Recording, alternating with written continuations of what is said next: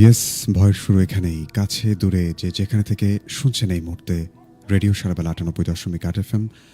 আমি রাতুল আছি আপনাদের সাথে। আমার সাথে আজকে রয়েছেন আজকের অতিথি। তো সব মিলে পুরো একটি সপ্তাহ পর আপনাদের মাঝে হাজির হয়ে গেলাম ভৌতিক ঘটনা অবলম্বনে অনুষ্ঠান ভূতবেলা নিয়ে। থাকতে চাই পুরো ২ ঘন্টা রাত ১১টা পর্যন্ত। সে পর্যন্ত যারা যারা যুক্ত হচ্ছেন এবং যুক্ত হয়েছেন অলরেডি তাদের সকলকে ওয়েলকাম করছি। আর আমি শুরুতে নিয়মকানুনগুলোতে চলে যেতে চাই এবং জানিয়ে দিতে চাই কোন কোন মাধ্যমে আপনারা আমাদেরকে এই মুহূর্তে শুনতে পাচ্ছেন এবং দেখতে পাচ্ছেন। শুরুতেই আসি আমাদের ফ্রিকোয়েন্সি ৯৮.৮ FM এ আপনারা শুনতে পাচ্ছেন আমাদেরকে পৃথিবীর যে কোনো প্রান্ত থেকে। আর আরেকটি মাধ্যম হচ্ছে রেডিও সারাবেলার যে একমাত্র ফেসবুক পেজটি রয়েছে, সেই ফেসবুক পেজ থেকে কিন্তু আমরা লাইভে আছি। সেই লাইভে আপনারা যুক্ত হতে পারেন এবং জানাতে পারেন আপনাদের মতামতগুলো। কে কোথা থেকে দেখছেন, কার কাছে কেমন লাগছে কোন ঘটনা, অথবা আপনার কাছে কোনো ভৌতিক ঘটনা রয়েছে কিনা যেটি আপনি চান আমাদের সাথে শেয়ার করতে, সেই তথ্যগুলো আমাদেরকে ফেসবুকের লাইভে কমেন্ট বক্সে জানাতে পারেন। অথবা আপনি যদি চান আপনার ঘটনাটি আমি পড়ে শোনাই, সেক্ষেত্রে আমাদেরকে মেল করতে পারেন। আমাদের মেল অ্যাড্রেসটি হচ্ছে bhoot.sarabelar@gmail.com। আর আপনি যদি সরাসরি আমাদের স্টুডিওতে এসে ঘটনা শেয়ার করতে চান, সেটি তো কমেন্টের মাধ্যমে জানাতে পারেন। এর পাশাপাশি আমাদের রেডিও সারাবেলার যে ফেসবুক ফোন নম্বরটি রয়েছে, সেই ফোন নম্বরে কিন্তু আপনি আপনার সেই আগ্রহের কথাটি আমাদেরকে জানিয়ে দিতে পারেন। তো দেখতে পাচ্ছি অনেকেই যুক্ত হচ্ছেন ফেসবুকে। আপনারা যুক্ত হতে থাকুন এবং শেয়ার করে আপনার সবচেয়ে কাছের বন্ধু যে কিনা জীবনে কখনো ভয় পায়নি, তাকে ভয় পাওয়াতে তার কাছে কিন্তু শেয়ার করতে পারেন অথবা মেনশন করতে পারেন সেই বন্ধুটিকে যার সাথে ঘটে যাওয়া ভৌতিক কোনো ঘটনা ঘটেছে। তো এই মুহূর্তে আমি আসলে আর কথা বাড়াতে চাই না। আমার কাছে আপনাদের পাঠানো বরাবরের মতোই ভৌতিক কিছু ঘটনা রয়েছে, যেগুলো আমি পড়ে শোনাই। আপনাদের সঙ্গে ঘটে যাওয়া ঘটনা যেগুলো আমি পড়ে শোনাই, আপনারা লিখে পাঠান আমাকে। সেই ঘটনার মধ্যে দিয়ে আজকের ভূতবেলা শুরু করতে চাই এবং সেই মেইলের পর আমি যথারীতি আমাদের স্টুডিওতে অতিথি আছেন, আমরা অতিথির কাছে ঘটনা শুনব। তবে আমার বিশ্বাস আজকের ভূতবেলা আপনার অনেক ভালো লাগবে। চলুন শুরু করা যাক।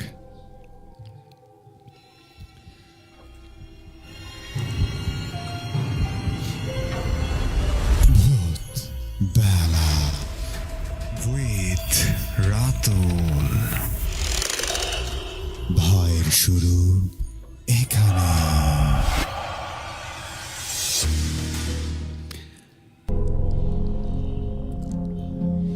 রাতুল ভাই আশা করি ভালো আছেন। আমি মোহাম্মদ আরিফুল ইসলাম নাহিদ আবারও হাজির হয়ে গেলাম আপনাদের মাঝে একটি ভয়ঙ্কর ঘটনা নিয়ে। এই ঘটনাটি আমি শুনেছি আমার খুবই এক নিকটের ভাই থেকে। তো আর কথা না বাড়িয়ে যাওয়া যাক মূল ঘটনায়। ওই ভাই আমাকে যেভাবে বলেছেন আমি ঠিক সেভাবেই লিখছি। আমার বাবারা মোট ৪ ভাই। ঘটনার সূত্রপাত হয় আজ থেকে প্রায় ১০ বছর আগে। এশারা জানের আগে আগে আমার মেজো চাচার বাসায় হঠাৎ একটা কুকুর প্রবেশ করে। কুকুরটি বাসার উঠোনে প্রবেশ করেই সোজা গোয়াল ঘরে ঢুকে পড়ে এবং একটা সময় গরুর খাবার নষ্ট করতে শুরু করে। এই সময় গোয়াল ঘরে গরুদের শব্দ পেয়ে চাচা এবং আমি ঘর থেকে বেরিয়ে আসি এবং এসব দৃশ্য দেখতে পাই। এটা দেখা মাত্রই আমার চাচা দৌড়ে গোয়াল ঘরের দিকে যান। এমন সময় সেই কুকুরটি দৌড়ে গোয়াল ঘর থেকে বেরিয়ে আসতে চায় এবং দরজার ওখানে চলে আসে এবং সঙ্গে সঙ্গে আমার চাচা দরজাটা চাপিয়ে ফেলেন। এভাবেই কুকুরটা যদি বেরিয়ে আসতো হয়তোবা কাউকে কামড়ে দিতে পারে।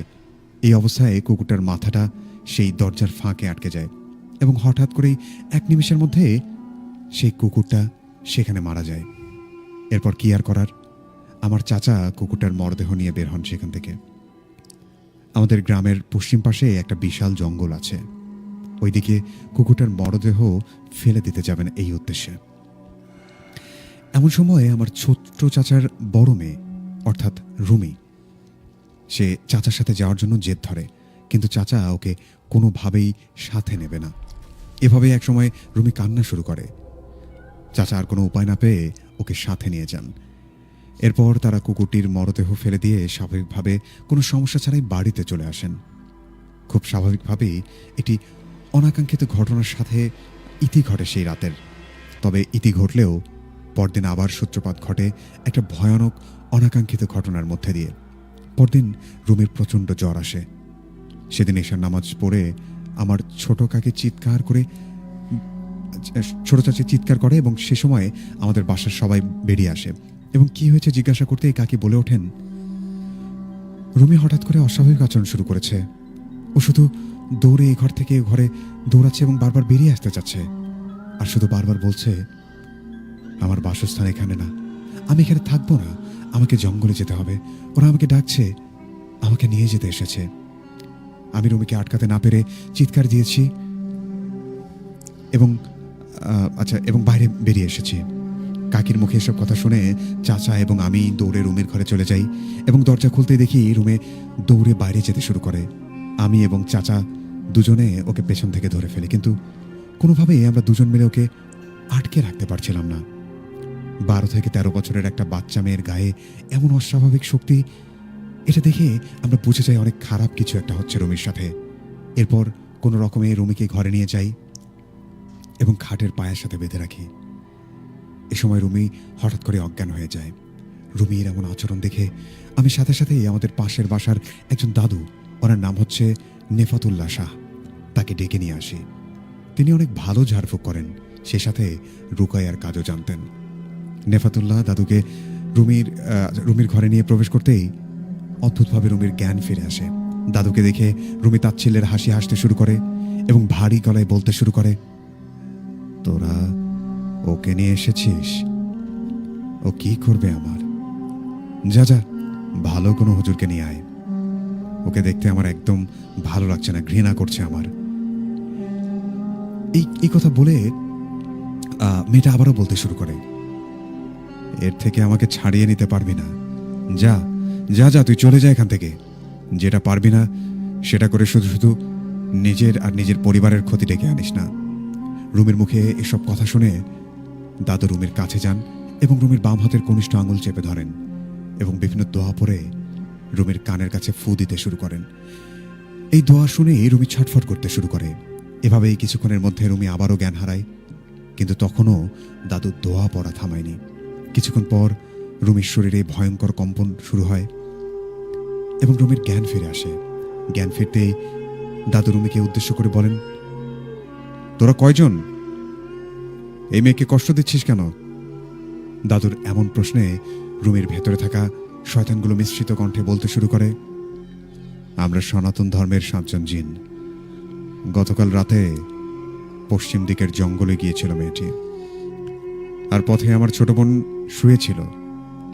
এই মেয়ে আমার বোনের মাথার চুলের পা দিয়ে আঘাত করেছে, আর আমাদের মেজ ভাই এই মেয়েকে দেখে অনেক পছন্দ করে ফেলেছে। আমাদের ওকে চাই, আমরা ওকে নিয়ে যাব, খুব তাড়াতাড়ি চলে যাব, পারলে আটকাস আমাদের। এই বলে রুমির ভেতর থাকা সেই শয়তানগুলো হাসতে শুরু করে। রুমি এমন অবস্থা দেখে বিভিন্ন সূরা পাঠ করতে শুরু করেন দাদু এবং রুমির শরীরে ফু দিতে শুরু করেন। সাথে সাথে রুমি এক চিৎকার দিয়ে অজ্ঞান হয়ে যায় আবারও। প্রায় 10 মিনিট পর রুমির জ্ঞান ফিরে আসে। জ্ঞান ফিরে আসলে দাদু একটা গ্লাসে পানি ভরে সেই পানি রুমিকে খাইয়ে দেন এবং আমাদের সকলের উদ্দেশ্যে বলেন, ওরা খুব প্রভাব বিস্তারকারী জিন। ওদের কাজ হাসিল না হলে ওরা মানুষের শরীরের বিভিন্ন অর্গান নষ্ট করে, মানুষের শরীরকে নষ্ট করে দেয়। আপাতত সেই জিনগুলো শরীর থেকে ছেড়ে গিয়েছে, কিন্তু ওরা আবার আসবে। আমার অনেক বয়স হয়ে গেছে, আমি সেই জিনগুলোর সাথে লড়াই করে পেরে উঠব না। তোমরা অন্য কোনো ভালো হুজুর বা কবিরাজের খোঁজ করো, আমি একটা তাবিজ দিচ্ছি, এটাতে আপাতত কাজ হবে, কিছুক্ষণ পর তোমরা রুমির গলায় পরিয়ে দিও। এই বলে দাদু আমাদের বাসা থেকে বিদায় নেন এবং কিছুক্ষণ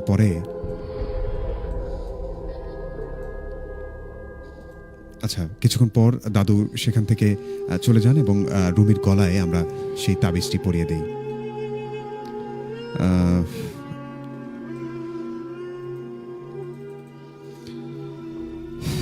আন্তরিকভাবে দুঃখিত, আমার হাতে যে মেইলটি ছিল তার নিচের অংশটিতে প্রবেশ করতে পারছি না, অর্থাৎ আমি দেখতে পাচ্ছি না এই মুহূর্তে। আমার সামনে থাকা যন্ত্রটিতে কিছু একটা যান্ত্রিক ত্রুটি হয়েছে। আমি অল্প কিছুক্ষণ পর যদি আবারও ফিক্স করতে পারি, আমি যতদূর আগে পড়েছি সেই অংশটুকু আপনাদেরকে বলছি। এর পরবর্তীতে সেই দাদু তাকে তাবিজ দিয়ে যান এবং তারপর সেই পরিবারের লোকজন কিছুটা স্বস্তির নিঃশ্বাস ফেলেন এবং এভাবে কিছুদিন যাওয়ার পর আসলে কোনো ঘটনা ঘটে না।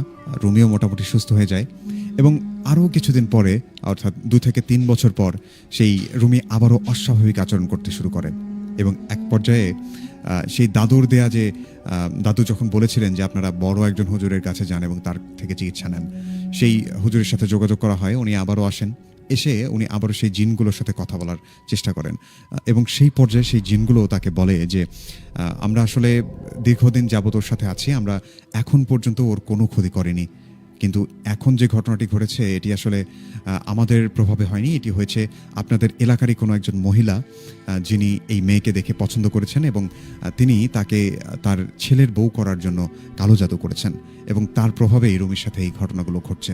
এবং একটা সময় দেখা যায় যে রুমি নিজে নিজে হাসে এবং ওর শরীর শুকাতে থাকে এবং এমন একটা পর্যায়ে গিয়ে তার পরিবারের লোকজন সেই হুজুরের কাছে যান এবং হুজুর যখন এই কথাগুলো বলেন সেই জিনের মাধ্যমে, তারপর তাকে সেই কালো জাদু থেকে মুক্ত করা হয় এবং অবশেষে রুমি সেই বিপদ থেকে মুক্তি পান এবং সুস্থ হয়ে যান পুরোপুরি। তো প্রিয় লিসেনার, এই ছিল ঘটনা। আমি আসলে আপনাদেরকে আমার ভাষায় আপনাদেরকে শোনালাম, যদিও আসলে উনি আরও কিছু লিখেছিলেন, আমি এই মুহূর্তে আপনাদেরকে সেটি পড়ে শোনাতে পারছি না। তবে আপনাদের কার কাছে কেমন লেগেছে এই ঘটনাটি আমাদেরকে কিন্তু জানিয়ে দিতে পারেন।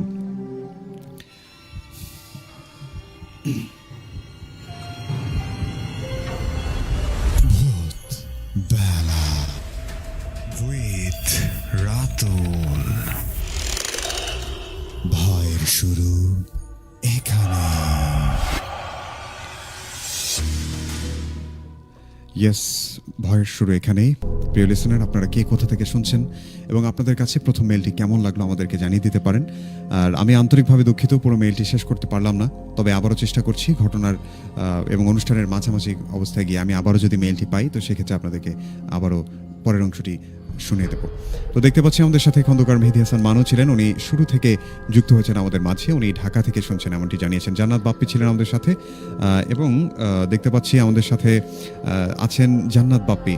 অ্যাকচুয়ালি আমি যে প্রবলেমটা আপনাদেরকে বলবো এই মুহূর্তে, সেটি আসলে আমি স্ক্রল করতে পারছি না আমার সামনে যে ল্যাপটপটি রয়েছে, যে কারণে আমি আসলে আপনাদেরকে মেইলটি শোনাতে পারছি না এবং আমার যে বাকি কমেন্টগুলো আছে সেগুলো আপনাদেরকে পড়ে শোনাতে পারছি না এই মুহূর্তে।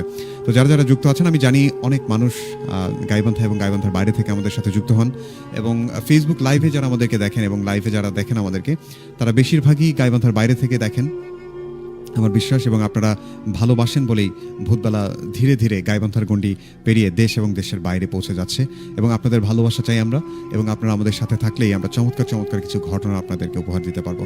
তো এই মুহূর্তে আমি আসলে আর কথা বাড়াতে চাই না। আমার স্টুডিওতে একজন অতিথি আছেন, নূরে আজম নীরব।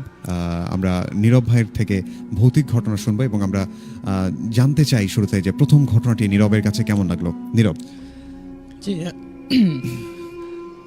জি এই ঘটনাটা অনেক ভয়ানক লাগছিল, শুরু থেকে শুনছিলাম আমি।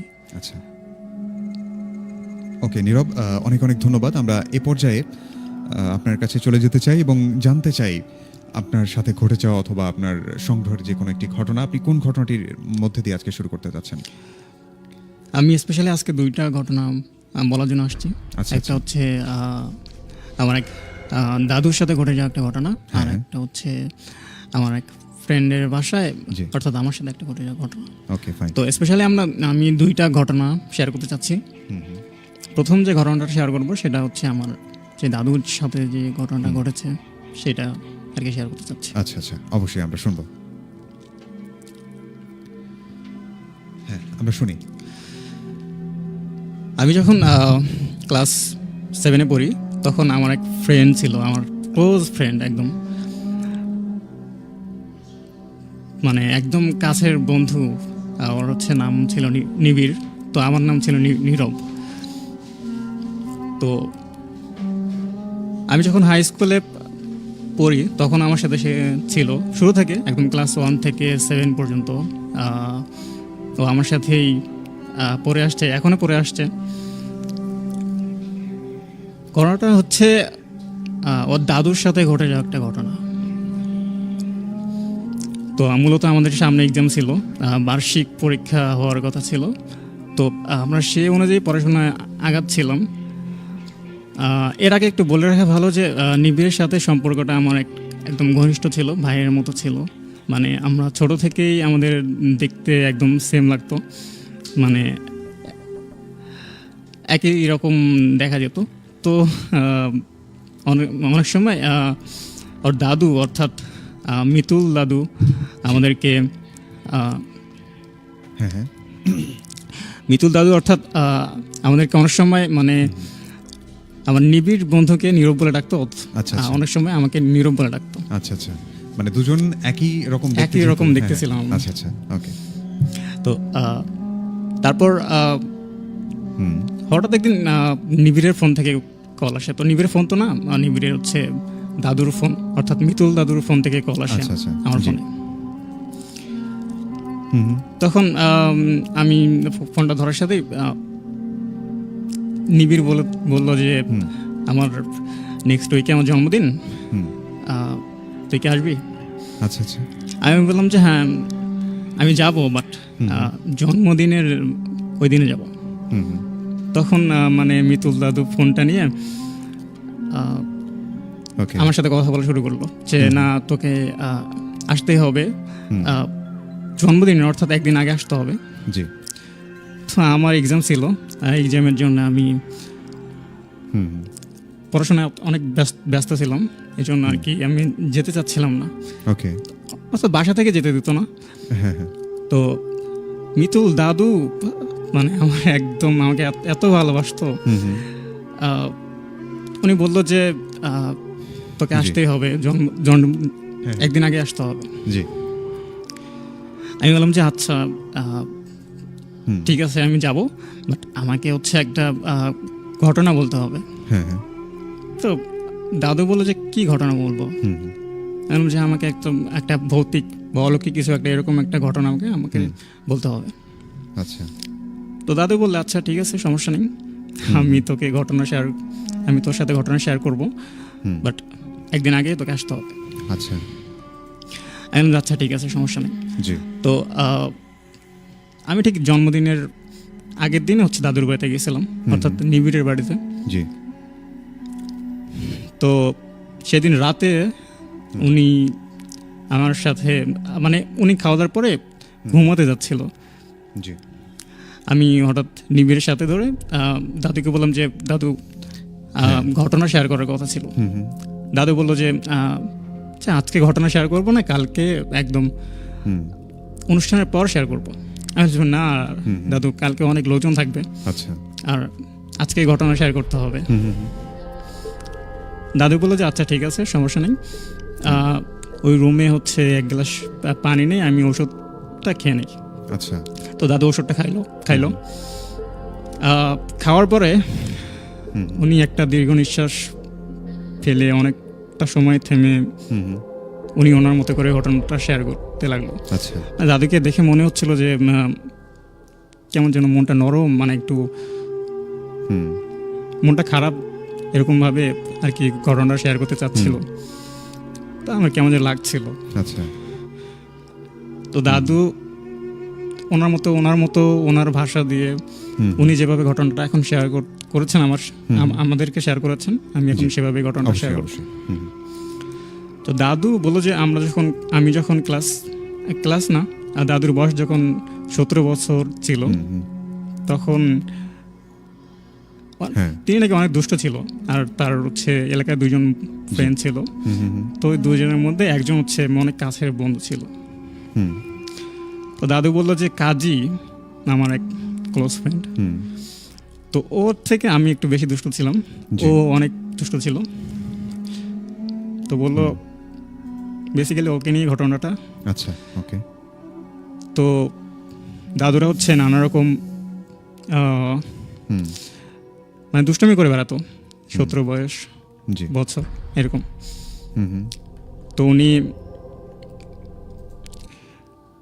উনি আর কি একদিন রাতের বেলা আচ্ছা, তো শুয়ে আছে, হুম, তো অর্থাৎ কাজী দাদু অর্থাৎ মিতুল দাদুর হচ্ছে ফ্রেন্ড কাজী, জি জি, তিনি এসে ডাকতেছে, হুম হুম, আমাকে ডাকতেছে হুম হুম, যে মিতুল একটু বাইরে আয়। আমি বলছি, এত রাতে তুমি এখানে কেন? হুম হুম, তখন কাজী দাদু বলে যে হুম, মিতুল আমি একটা হচ্ছে হুম হুম, হুম, দুষ্ট প্ল্যান বার করছি।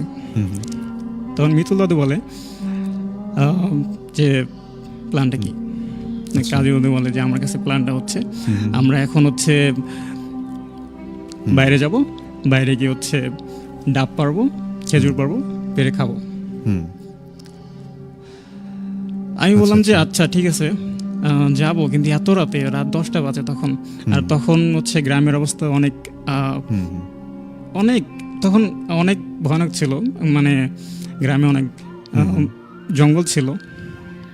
আচ্ছা হুম হুম, জঙ্গল এরকম ছিল যে মানে তখন শীতকালে 7টা-8টার সময় একদম মানে সবকিছু একদম নিস্তব্ধ হয়ে যাইতো। এখন যেরকম 10টা-11টা বাজে এরকম হয়, এরকম সেম ওই সময় হচ্ছে 7টা-8টা ওইরকম জি। সময় হইতো। রাইট তো উনি বলছে এত রাতে, রাত 10টা বাজে, হুম হুম তো এই সময় এখন কোথায়, আমি তো শীতে কাঁপতেছি, হুম হুম, যেতে পারবো না। আচ্ছা তখন কাজী দাদু বললো যে হুম হুম, চল, সামনে যেহেতু আমাদেরও এক্সাম চলতেছে, জি তো হুম যাওয়া যাক। তখন মিতুল দাদু বললো যে আচ্ছা ঠিক আছে, সমস্যা নেই, আমি যাবো। হুম, তো তারপর তারা ডিসিশন নিল যে আচ্ছা হ্যাঁ হ্যাঁ, যেহেতু ডাব আর হচ্ছে হুম হুম, রস পারবে, অর্থাৎ খেজুরের রস পারবে, হুম হুম, তো একসাথে পারলে, মানে একসাথে যদি দুজনে একই জায়গায় গিয়ে যদি পারে, তাহলে হয়তো একটু সময় লাগতে পারে। জি। আর যেহেতু 10টা বাজে, হুম হুম, আর বেশি সময় লাগলে কেউ দেখে ফেললে আর ঝামেলা করবে। জি তো মিতুল দাদু বললো যে আমরা একই সময়ে, আমি হচ্ছে ডাব পারি আর তুমি হচ্ছে খেজুর পার। হুম হুম, তখন কাজী দাদু বললো আচ্ছা ঠিক আছে, সমস্যা নেই, আমি খেজুর পাড়তে যাব। হুম, তো ওনারা বের হয়। তো বের হওয়ার মানে ওদের হচ্ছে বাড়ি থেকে হুম, একটু ফাঁকেই, বেশি দূরে না, একটু আচ্ছা। ফাঁকে হচ্ছে মানে গাছগুলো ছিল, খেজুরের গাছ অর্থাৎ ডাবের গাছ। জি তো ডাবের গাছটায় মিতুল দাদু চড়ছিল। উনি, ওনার হচ্ছে গাছের সাইডে হচ্ছে একটা কবরস্থান ছিল, আচ্ছা মানে 100 মিটার, এরকম 150 মিটার দূরে, হুম হুম হুম, কাছাকাছি ছিল। আচ্ছা তো উনি বলছে আচ্ছা ঠিক আছে, তুই খেজুর পাড়তে যা, আমি ডাব গাছের ছিল ডাব পারি। জি তো মিতুল দাদু বলে যে আমি যখন ডাব গাছে চড়তে যাব, তখনই একটা কেমন যেন শব্দ কানে ভেসে আসলো, মানে অ্যাম্বুলেন্সের মতো এরকম একটা শব্দ ভেসে আসলো। তো আমি একটু সাইডে গিয়ে দেখলাম যে আসলেই তো অ্যাম্বুলেন্স আসতেছে। আর এই সময়ে গ্রাম অঞ্চলে তো অতটাই অ্যাম্বুলেন্স দেখা যাইতো না। তো হঠাৎ করে অ্যাম্বুলেন্সটা দেখে আমি একটু অবাক হই যে গ্রাম অঞ্চলে তো মানে অতটা হচ্ছে অ্যাম্বুলেন্স আসে না। তো দুই একটা যদিও থাকে, তারা হচ্ছে যারা রিস্কেট বা যাদের ফ্যামিলি ভালো, তারা হচ্ছে অ্যাম্বুলেন্স ব্যবহার করে। তো এই ভাবতে ভাবতেই মিতুল দাদুর সামনে হচ্ছে অ্যাম্বুলেন্সটা চলে আসে। তো চলে আসার পরে মিতুল দাদু হচ্ছে অবাক হয়ে যায়, মানে অ্যাম্বুলেন্সটা তার সামনে এসে দাঁড়ায়, ডাব গাছ সামনে চলতে যাবে, এই সময় চলে আসছে। তো হঠাৎ করে অ্যাম্বুলেন্স থেকে একটা হচ্ছে ভয়ানক, মানে বিকৃতি একটা চেহারার মানুষ বের হয়ে আসে। বের হয়ে এসে বলে, ভাইয়া এখানে গোরস্থানটা কোথায়? দাদু একটু ভয় পায়, কারণ তার চেহারাটা এমন অবস্থা ছিল, মানে বিকৃত অবস্থা, এরকম মানুষ হয়তো বা আচ্ছা দেখা মানে কল্পনাই করা যায় না যে এরকম মানুষ হয়। মানে নাকটা বলে নাকি অনেক লম্বা ছিল, আর দেখতে নাকি উনি অনেক বিকৃতি ছিল। আচ্ছা তো উনি বললো যে আচ্ছা এই সামনে গেলে আপনি দেখতে পারবেন যে 100 মিটার একটু সামনে রাস্তার ডান সাইডে আপনি গোরস্থানটা দেখতে পারবেন। মানে এটা বলার সাথে সাথেই এই অ্যাম্বুলেন্সের গাড়িটা, মানে লোকটা গাড়িতে চড়ে কিছু না বলেই গাড়িটা ছেড়ে দেয়। ছেড়ে দেওয়ার পরে মানে মিতুল দা তো একটু অবাক হয়ে যায় আচ্ছা। যে এরকম একটা অ্যাম্বুলেন্স, এরকম একটা ভয়ানক, তো এত রাতে একটা ভয়ানক মানুষ এসে তাকে বললো যে গোরস্থানটা কোথায়, হুম হুম কোন দিকে। তো একটু মানে ভয় পেয়ে যায়, ওকে তিনি গাছে চড়তে চায় না। হুম হুম তবে কি করার, কাজী দাদু যেহেতু ইয়েতে গেছে, হুম হুম খেজুর পাড়তে গেছে, তো তাকে তো ডাব পাড়তে হবে। রাইট তিনি একটু ভয়ে ভয়ে গাছে চড়ে।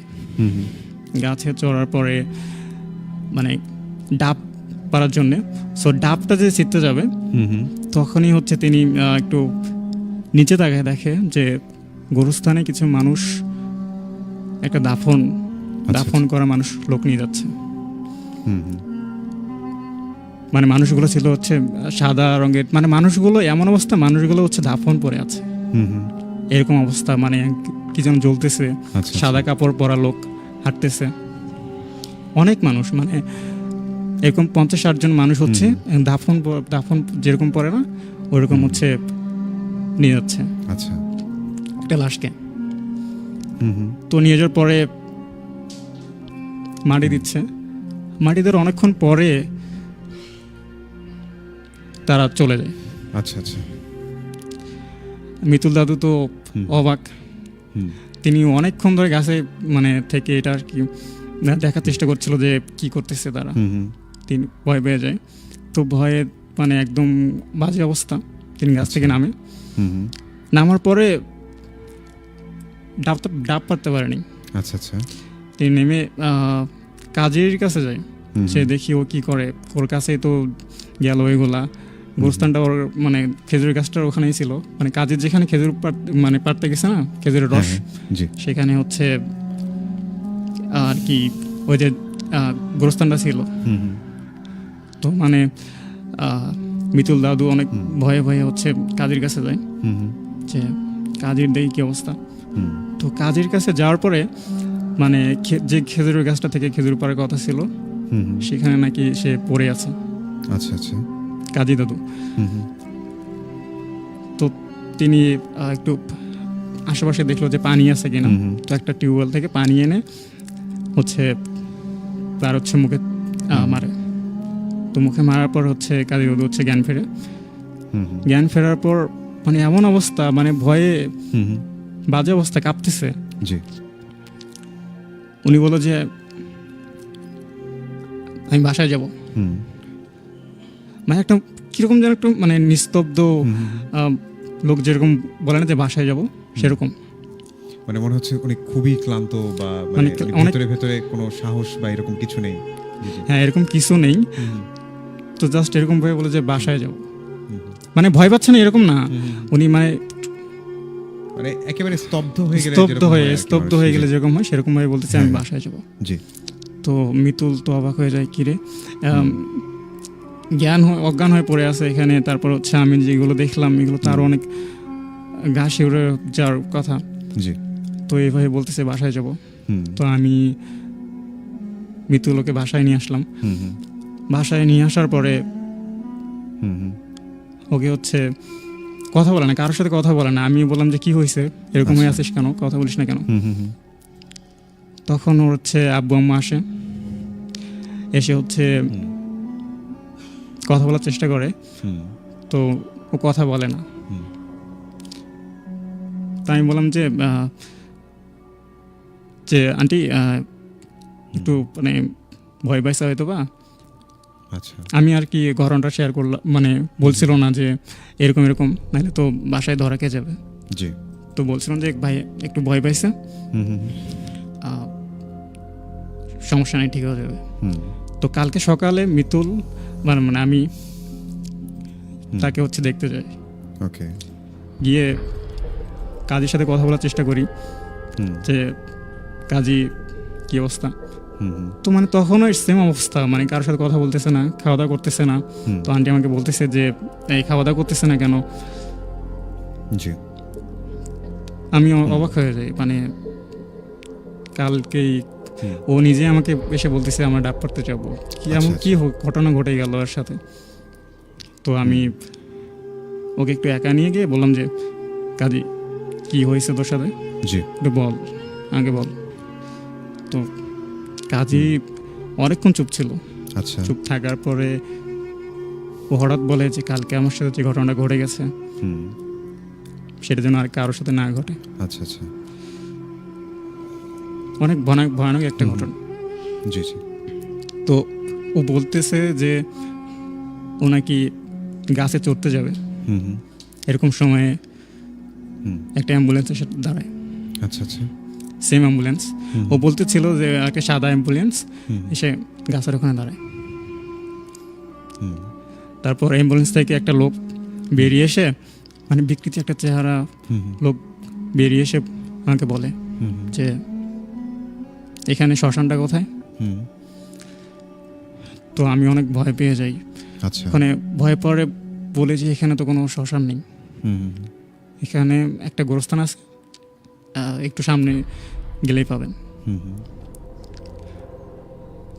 তো ও লোকটা মানে একটু ধমক দিয়ে বললো যে না, এখানে শ্মশান আছে, হুম হুম হুম। এখানে একটা শ্মশান আছে, আমরা শ্মশানে লাশ পড়াবো। জি। কাজে অনেক ভয় পেয়ে যায়। আচ্ছা। ভয় পাওয়ার পরে যে ভাই বললো যে ভাই এখানে কোনো শ্মশান নেই, হুম হুম। আপনি সামনে গেলেই, একটু সামনে গেলেই আপনি গোরস্থান পাবেন। আচ্ছা। তো মানে ওই বিকৃতি লোকটার চেহারা, হুম হুম। উনি হচ্ছে কাজের দিকে একটু মানে একটু অনেকক্ষণ তাকাইছিল। আচ্ছা। তাকে থাকার পরে সে নিজেই গাড়িতে চড়ে হচ্ছে অ্যাম্বুলেন্সটা হচ্ছে গাড়িটা ছাড়ে। হুম হুম হুম।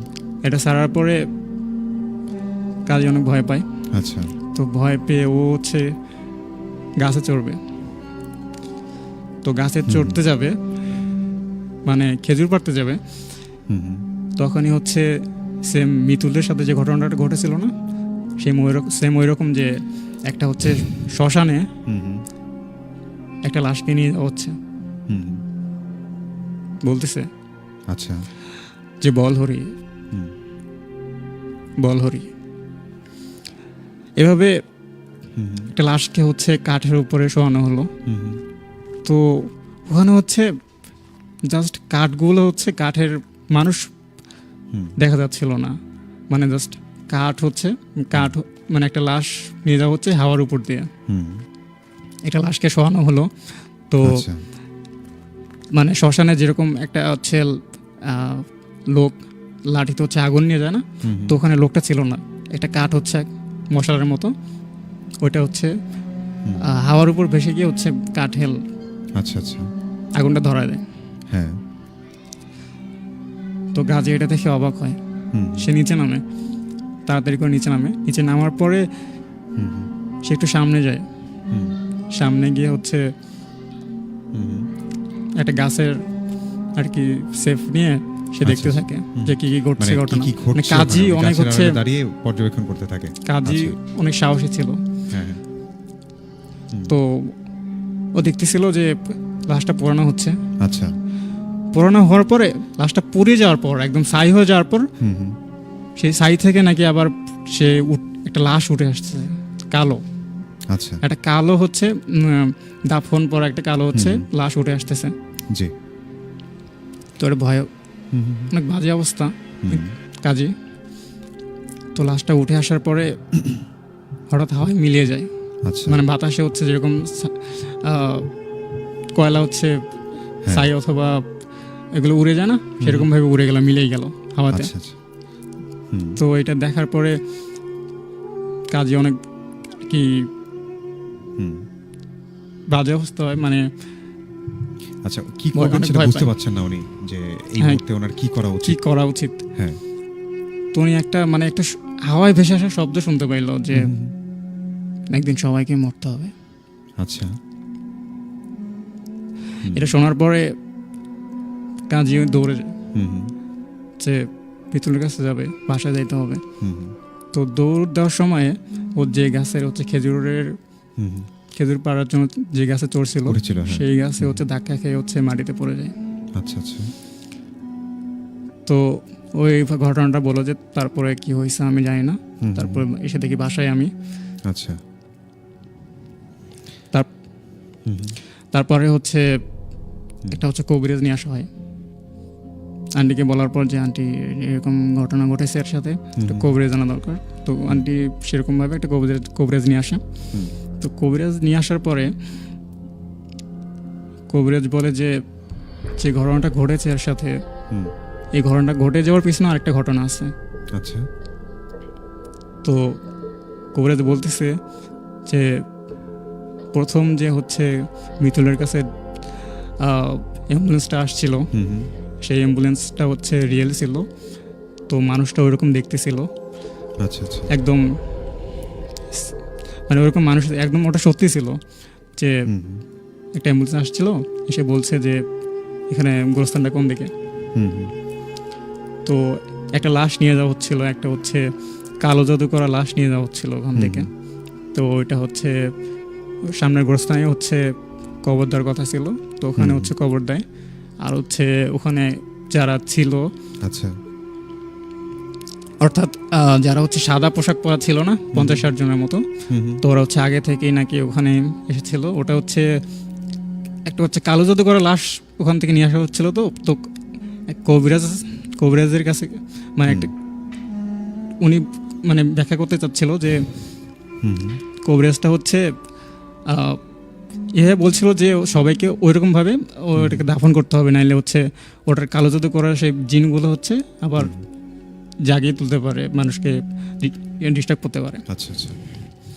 তো ওভাবে হচ্ছে দাফন করা হয়েছিল ওটাকে। তো মিতুল যেগুলো দেখেছে ওগুলো হচ্ছে সত্যি ছিল। আর হচ্ছে কাজে যেগুলো দেখেছে ওটা হচ্ছে একটা হিন্দু জিন ছিল। ওকে।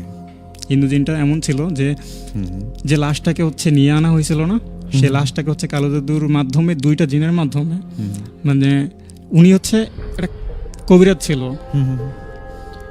আর কবিরাজ ছিল, ওনাকে হচ্ছে মানে একটা জমি নিয়ে একজনের সাথে হচ্ছে ঝগড়া হয়েছিল। তো ওখান থেকে হচ্ছে মানে যার সাথে ঝগড়া হয়েছিল তো ক্ষিপ্ত হয়ে এই কবিরাজটার উপরে হচ্ছে কালো জাদু করছিল।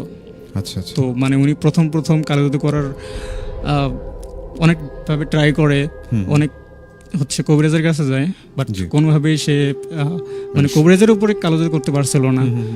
যে কবিরাজ এমনভাবে তার বাড়িকে হচ্ছে বন্ধ করে রেখেছিল যে মানে সাধারণ কোনো হচ্ছে কবিরাজ দ্বারা তাকে আর কি করা যাচ্ছিল না, মানে কালো জাদু করা যাচ্ছিল না। তারপরে তিনি মানে ওই যে যার সাথে ঝগড়া হয়েছিল সে অন্য একটা হচ্ছে বড় কবিরাজের কাছে যায়। তো ও বলে যে আমি এটা করতে পারবো, তবে এখানে দুইটা জিনের সাহায্য নিতে হবে। আচ্ছা। একটা হচ্ছে ইসলাম মানে মুসলমান জিন, আর একটা হচ্ছে হিন্দু। আচ্ছা আচ্ছা। তো এখানে হচ্ছে এই দুইটা জিন ওই একটা রুহ নিয়ে হচ্ছে এমন হইতে পারে, একটা রুহ নিয়ে হচ্ছে অনেক ঝামেলা করতে পারে। একটা রুহ আর হচ্ছে দুইটা জিন। জি জি। তো কবিরাজটা হচ্ছে অনেক ভালো ছিল।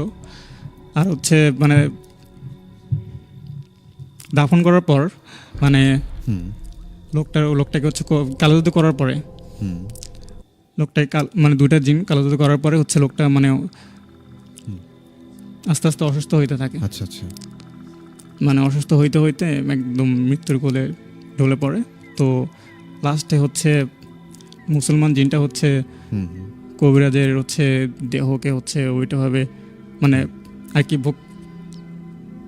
রুহটাকে হচ্ছে মানে ইয়ে করতে চাইছিল, মানে বন্দি করতে চেয়েছিল। আচ্ছা আচ্ছা। ওকে।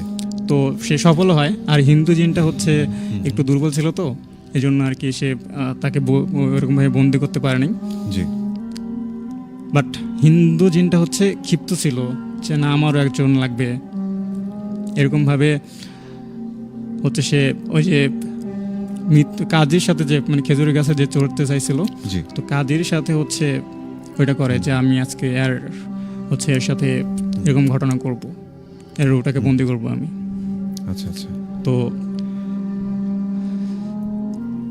এভাবে হয়। তো যে কবিরাজটা হচ্ছে কাজীর জন্য নিয়ে আসা হয়েছিল। তো উনি বলে যে এটা অনেক শক্তিশালী একটা জিন, জানে না কি অবস্থা হবে, তবে আমি চেষ্টা করব কাজীকে সেফলি বাঁচার জন্য। তারপর কবিরাজ হচ্ছে একটা খাসি হচ্ছে আনতে বলে, একটা খাসি আর হচ্ছে 10টা কবিতর, আচ্ছা, একটা খাসি এবং 10টা কবুতর। 10টা কবিতর আনার পরে ওগুলো হচ্ছে জিনের নামে হচ্ছে ইয়ে করে দেয়। আচ্ছা আচ্ছা। তো এটা করার পরে কাজী আস্তে আস্তে সুস্থ হতে থাকে। তো সুস্থ হওয়ার পরে আবার 2-3 মাস পরে কাজী আবার অসুস্থ হইতে থাকে। আচ্ছা আচ্ছা। অসুস্থ এমন অবস্থা, অসুস্থ হইতে হইতে মানে একদম সে বিছানায় পড়ে যায়। আচ্ছা। তারপর আস্তে আস্তে মানে কাজের এমন অবস্থা হয়, তাকে ভালো কোনো হসপিটালে নিয়ে গেল, তার সে সুস্থ হয় না। পরে সে কাজী একদিন মারা যায়। আচ্ছা আচ্ছা। তো মারা যাওয়ার পরে সেই ঘটনার কোনো মানে এই উনি মারা যাওয়ার অনেকে ভেবেছিল যে মারা যাওয়ার পরে হয়তো সমাধান হবে বিষয়টা। সমাধান হয় বিষয়টা। আচ্ছা আচ্ছা। বাট তারপরে আর কোনো কবিরাজকে হচ্ছে আনা হয়নি। তো মৃত্যুল আমি সেই ঘটনাটা এখনো আমার মনে আছে, যে আমি শিওর যে ওই ঘটনাটার জন্য হচ্ছে এই দিনটা হচ্ছে, এই রাতটা হচ্ছে দায়ী ছিল। আচ্ছা আচ্ছা। যে আমার জন্য কি তার জীবনটা দিতে হয়েছে, কারণ সে যদি নিষেধ করতো যে আমি হচ্ছে খেজুর পাড়তে যাব না, খেজুরের রস পাড়তে যাব না, তাহলে হয়তো বা সে আজকে আমার সাথে থাকতো। আর নিজেকে নিজেকে অনেক হীনমন্যতায় ভোগেন যে আসলে আমার জন্যই এমনটা হতো, যে আমার জন্য এমনটা হইলো। ওকে। তো এই ছিল ঘটনা। এই ছিল ঘটনা। আর হচ্ছে দাদু যে প্রথম দীর্ঘ নিঃশ্বাসটা ফেলছিল, তো এইটার জন্যই যে তার একজন কাছের বন্ধুকে হচ্ছে সে এইভাবে হারাই ফেলছিল। আচ্ছা। সেই জন্য দীর্ঘ নিঃশ্বাস ফেলে ঘটনাটা শেয়ার করছিল আমাদের। ওকে, আমার সাথে। থ্যাংক ইউ সো মাচ নীরব ভাই। আপনার কাছে আমরা চমৎকার একটি ঘটনা শুনলাম, এবং বিশাল একটা ঘটনা, এবং ঘটনাটা মানে আমার কাছে অসাধারণ মনে হয়েছে। কারণ ঘটনাতে আছে কালো জাদু, সেই সাথে রাত্রেবেলা, যেমন এখন শীতকাল চলছে, শীতকালে হয় যেমন খেজুরের রস খাওয়ার একটা ধুম থাকে। অনেকে দেখা যায় যে অনেকগুলো রোমাঞ্চের কথা আছে, যেমন অনেকে রাত্রেবেলা ছেলেপেলেরা দেখা যায় যে কারো গাছ থেকে কোনো ফল যেমন ডাব চুরি করতে যায়। তো এরকম বেশ কিছু দুরন্তপনা ছিল এই ঘটনাটির মধ্যে। তো আপনাদের কার কাছে কেমন লেগেছে এই ঘটনাটি আমাদেরকে জানিয়ে দিতে পারেন। তো এই মুহূর্তে আমি আসলে আপনাদের কথাবার্তাগুলোতেই যেতে চাই যে আপনারা কে কোথা থেকে শুনছেন আমাদেরকে, এবং আপনাদের মতামতগুলো জানতে চাই। লিখেছিলেন আমাদেরকে জান্নাত বাপ্পি, উনি নরসিংদী থেকে আমাদেরকে শুনছেন এবং জানতে চেয়েছেন কেমন আছে। অনেক ভালো আছি। আব্দুল্লাহ মানিক ভাই ছিলেন আমাদের সাথে, মোস্তাফিজুর রহমান ছিলেন আমাদের সাথে, হাসানুর আহমেদ নিলয়, নীরব কুমার বর্মন ছিলেন, উনি লিখেছিলেন যে গুনভারি বাজার থেকে আচ্ছা শুনছেন আমাদেরকে, থ্যাংক ইউ সো মাচ। লিখেছিলেন আমাদেরকে আব্দুল্লাহ মানিক ভাই, উনি কিছু ঘটনা সংগ্রহ করছেন। মোহাম্মদ সোয়াইব বিন কাউসার লিখেছেন পূর্বপাড়া থেকে, বালাসীঘাট রোড। নেক্সাস নাফিস ছিলেন আমাদের সাথে, উনি হোসেনপুর থেকে শুনছিলেন আমাদেরকে। নয়ন সরকার ভাই, উনি লিখেছেন কেমন আছি জানতে চেয়েছেন। ইমেলটা ভালো লেগেছে, আমি প্রথমের দিকের কিছু কমেন্টও পড়ছিলাম আপনাদের, এই জন্য আসলে কিছু কমেন্ট এখনো সামনে আসছে। এমনি রফিক ছিলেন, মেইলটা অনেক ভয়ানক ছিল। তারপর দেখতে পাচ্ছি যে মেইলে প্রশংসা করেছেন অনেকেই। খন্দকার মেহেদি হাসান মানুও লিখেছিলেন, খোকন আহমেদ লিখেছিলেন আমাদেরকে মেঘ পালিকা, উনি আছেন শেষ পর্যন্ত। হাবিবুর প্রধান ছিলেন আমাদের সাথে। মমিনুল ইসলাম মমিনুল। সোহাগ লিখেছিলেন যে ওনার ভয় লাগছে না, লিখেছিলেন আমাদেরকে। ওকে, আজমিন আক্তার, উনি লিখেছিলেন যে ভাইয়া যুক্ত হয়ে গেছি প্রফেসর কলোনি থেকে। আমাদের সাথে ছিলেন মাইশা মঞ্জুরি, সালাম জানিয়েছেন। ওয়ালাইকুম সালাম। রেডিওকে অনেক মিস করি, রেডিওতে কাটানো সময়গুলোকে খুব মিস করি, অনেক সুন্দর ছিল সময়টা। অনেক অনেক ধন্যবাদ মাইশা মঞ্জুরি আমাদের সাথে যুক্ত হওয়ার জন্য। নাসিম লিখেছিলেন যে একটি ঘটনা বলতে চাই, ওয়েলকাম, আপনার সাথে যোগাযোগ করা হবে। জাকির হোসেন ছিলেন আমাদের সাথে। রোমা রানী, উনি গাইবান্ধা থেকে আমাদেরকে শুনছিলেন। নূর হাসান লিখেছিলেন উত্তর হরিণসিংহা থেকে। আব্দুল্লাহ মানিক ভাই লিখেছেন রাতুল ভাইয়া ভূতবেলা অনুষ্ঠানটা অনেকেই আনন্দের সাথে উপভোগ করে, নীরবে হাজার হাজার মানুষ শুনে থাকে। আমি এখন যে জায়গায় অবস্থান করছি ন্যূনতম 5 থেকে 6 জন একসাথে একযোগে ভূতবেলা শুনছি। রেডিও সারাবেলার অনুষ্ঠানগুলো উপভোগ করে সকলেই, কিন্তু বিশেষ করে ভূতবেলা মিস করে না কেউ। কাজ থাকলেও কাজ আগেই শেষ করে ফেলে ভূতবেলা শোনার জন্য। অনেক অনেক ধন্যবাদ মানিক ভাই আপনার এই চমৎকার মন্তব্যটি জানানোর জন্য। আমাদের সাথে ছিলেন প্রথমবার লাইভ দেখছেন একজন লিখেছিলেন আমাদেরকে সীমান্ত ইসলাম। উনি ভাই আচ্ছা ওই বৃহস্পতিবার উনি দেখতে পাননি। আচ্ছা উনি কালীবাড়িতে ফুটবল খেলা দেখতে গিয়েছিলেন। লিখেছিলেন আমাদেরকে মাশরাফি, উনি লিখেছিলেন যে রহমতুল, আচ্ছা ওকে আসসালামু আলাইকুম, আচ্ছা রহমতুল্লাহ না রাতুল আমার নাম হবে। আচ্ছা যাই হোক, লিখেছিলেন যে সাভার পাকিজা মসজিদের কাছে থেকে উনি সবেমাত্র গার্মেন্টসের ডিউটি শেষ করে বাসায় ফিরছেন এবং গাড়িতে বসে উনি আচ্ছা শুনছেন এমনটি জানিয়েছেন। ওকে ফাইন, আমাদের সাথে যুক্ত হওয়ার জন্য অনেক অনেক ধন্যবাদ মাশরাফি। লিখেছিলেন আমাদেরকে জরিদুল ইসলাম, আমি আচ্ছা ডিপ বাজার থেকে আচ্ছা শুনছেন। আচ্ছা রং ঢং নামে একটা অনুষ্ঠান ছিল, আচ্ছা তখন থেকে উনি ভূতবেলা শোনেন। আচ্ছা ওকে ফাইন, আমরা বুঝতে পেরেছি। অনেক অনেক ধন্যবাদ জরিদুল ইসলাম আমাদের সাথে যুক্ত হওয়ার জন্য। আমাদের সাথে ছিলেন শ্রী নীরব কুমার, লিখেছিলেন রিপন মিয়া রামচন্দ্রপুর থেকে। আরিফুল ইসলাম ভাই লিখেছেন যে স্টুডিওর ব্যাকগ্রাউন্ডে ভৌতিক পরিবেশ বা ছবি বা ব্যানার সৃষ্টি করতে পারলে ভৌতিক অনুষ্ঠানের পরিবেশটা বজায় থাকতো। আপনার মতামতের জন্য অনেক অনেক ধন্যবাদ। আচ্ছা আরিফুল ভাইয়ের নাম শুনেই মনে পড়লো আপনাদেরকে একটা বার্তা দেওয়ার ছিল। যেহেতু আমাদের নেক্সট এপিসোডটা হতে চলেছে যে 2025 সালের শেষ ভূতবেলা, তো আসলে বছরের শেষ ভূতবেলা, তো আসলে 25 সালে আপনাদের সাথে আর দেখা হচ্ছে না। সামনের এপিসোডটাই হতে চলেছে 2025 সালের সর্বশেষ। তো আসলে আমি চাই যে এই নেক্সট এপিসোডটা আপনাদের সকলকে সাথে নিয়ে একটা স্পেশাল এপিসোড করতে চাই। তো আমি রাখতে চাই সেখানে স্পেশাল কিছু মানুষের ভয়ঙ্কর কিছু ইমেল, এবং এর পাশাপাশি স্পেশাল কোনো গেস্ট যদি থাকে যাদের ঘটনা আপনারা খুবই পছন্দ করেন, তাদেরকে আমরা রাখতে পারি। তো আসলে আমি আপনাদেরকে জানিয়ে দিতে চাই এই জন্যই যে নেক্সট এপিসোডে আমি ভয়ঙ্কর কিছু ঘটনা চাই আপনাদের থেকে। যারা মেইল লেখেন এবং মেইল পাঠান নিয়মিত, বিশেষ করে তাদের কাছে আরও বিশেষভাবে অনুরোধ করছি আপনারা আমাদেরকে মেইল পাঠান এই সামনের সপ্তাহের মধ্যেই। আরিফুল ইসলাম ভাই আপনি শুনছেন আমাদেরকে, দেখে ভালো লাগলো। লিখেছিলেন আমাদেরকে শফিউল ইসলাম, উনি চাপাই থেকে শুনছেন। লিখেছিলেন আমাদেরকে আরও অনেকেই, খোকন আহমেদ অনেক ভয় লাগছে, উম্মে সালমা ছিলেন, সংগ্রাম চৌধুরী সোহাগ ছিলেন আমাদের সাথে, গোবিন্দ সরকার উনি লিখেছেন আছি, স্বাধীন মিয়া ছিলেন, সেই সাথে আরও অনেকেই ছিলেন, সাকিবুল ইসলাম ছিলেন আমাদের সাথে, সাকিবুল হাসান। আচ্ছা রাতুল ভাই পেছনে ব্যাকগ্রাউন্ড সাউন্ড, আচ্ছা okay fine. Sharmin Akter Jessy ছিলেন আমাদের সাথে, যে উনি গটিয়া থেকে দেখছেন, এই প্রথম কমেন্ট করেছেন এমনটি জানিয়েছেন, এতদিন অফলাইনে শুনেছেন। স্পর্শী পায়েল ছিলেন আমাদের সাথে। আরে রাতুল ভাই আজ এত বছর পর, আচ্ছা পায়েল অনেকদিন পর আপনাকে পেলাম, কেমন আছেন জানাবেন। দেখতে পাচ্ছি আমাদের সাথে শরীফ হোসেন সীমান্ত ছিলেন, আচ্ছা লাইভ ভিডিওতে আছি, থ্যাংক ইউ সো মাচ। আমি আসলে অনেক কথা বলে ফেললাম, তবে নতুন পুরনো অনেক লিসেনারকে দেখতে পাচ্ছি আজকে যুক্ত হয়েছেন, প্রত্যেকে অনেক শুভকামনা এবং আপনাদেরকে আবারও ওয়েলকাম করছি। তো যাই হোক, এই মুহূর্তে আমি আসলে আর কথা বাড়াতে চাই না, আমার কাছে ছোট্ট একটা মেইল রয়েছে, সেই মেইলটিতে চলে যাব এবং তারপর আসলে আমি আমাদের স্টুডিওতে আরেকজন অতিথি আছেন, সেই ভাইয়ের থেকে শুনবো আরেকটি ভৌতিক ঘটনা।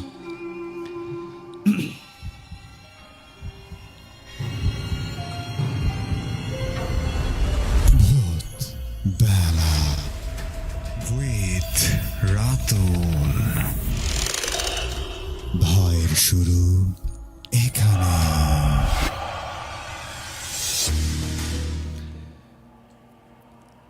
আসসালামু আলাইকুম রাতুল ভাই, আমি মোহাম্মদ মাহিনুর ইসলাম মারুফ, বল্লমঝাড় থেকে বলছি। এটা একটা সত্য ঘটনা, আর আমি আগে কখনো ভূতপ্রেত বিশ্বাস করতাম না। আমার বাড়ি গাইবান্ধা জেলার বল্লমঝাড় বালিকা উচ্চ বিদ্যালয়ের দক্ষিণ পাশে।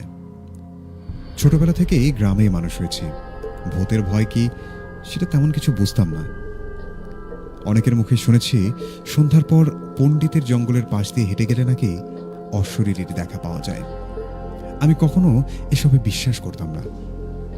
সেবার মামা বাড়ি গিয়েছিলাম একটা বিশেষ কাজে, পথে একটা পরিচিত চাচার দেখা হলো। আমি যখন ফিরছিলাম তার সাইকেলে চড়ে আসছিলাম। বাড়ি ফেরার পথে একটু সন্ধে হয়ে যায়। চাচার সঙ্গে সাইকেলে চড়ে আসছি। একটা সময় পর চাচার সঙ্গে আমি সেই বাজারের কাছাকাছি এসে পৌঁছাই, যেটা আমাদের বাসার পাশেই ছিল। চাচা আমাকে বাজারে নামিয়ে দিয়ে আমাকে এগিয়ে যেতে বললেন। আমাকে জিজ্ঞাসা করেছিলেন কোনো সমস্যা হবে কিনা। আমি বললাম না না, আমার কোনো সমস্যা হবে না। চাচাকে বিদায় দিয়ে বাড়ির পথে হাঁটতে লাগলাম। সন্ধ্যা নেমেছে, চারপাশে অন্ধকারটা খুব দ্রুতই যেন ঢেকে গেল।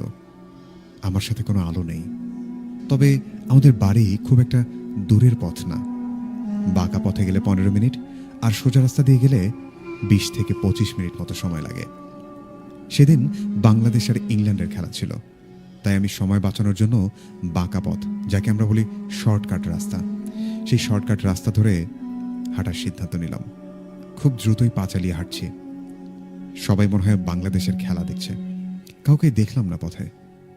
প্রায় 4 থেকে 5 মিনিট পথ হাঁটার পর আমার পাশের একটা ঝোপে কি যেন ধূপ করে উঠল।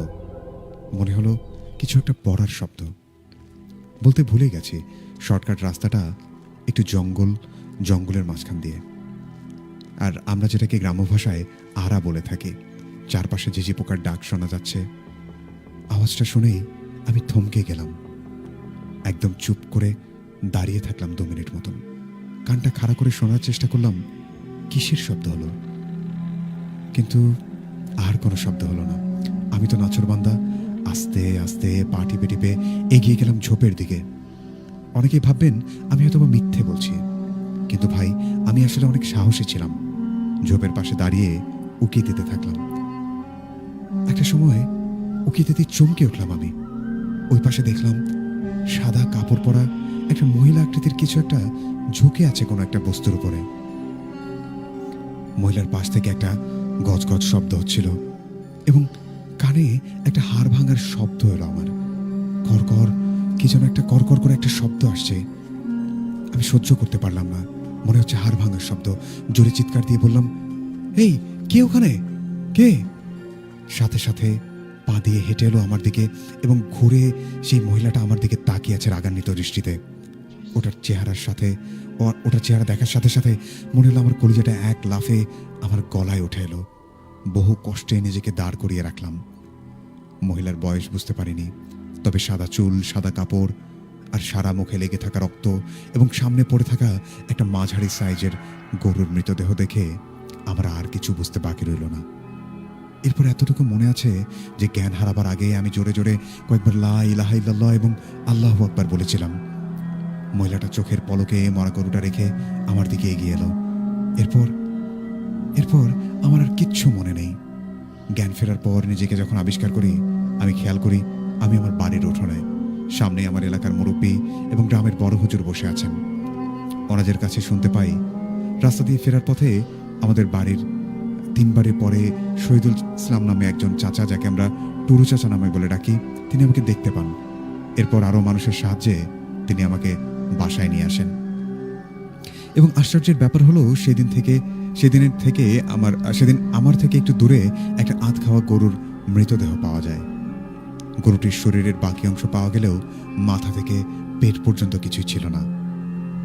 এই ছিল ঘটনা বল্লমঝাড় থেকে মাহিনুর ইসলাম মারুফ।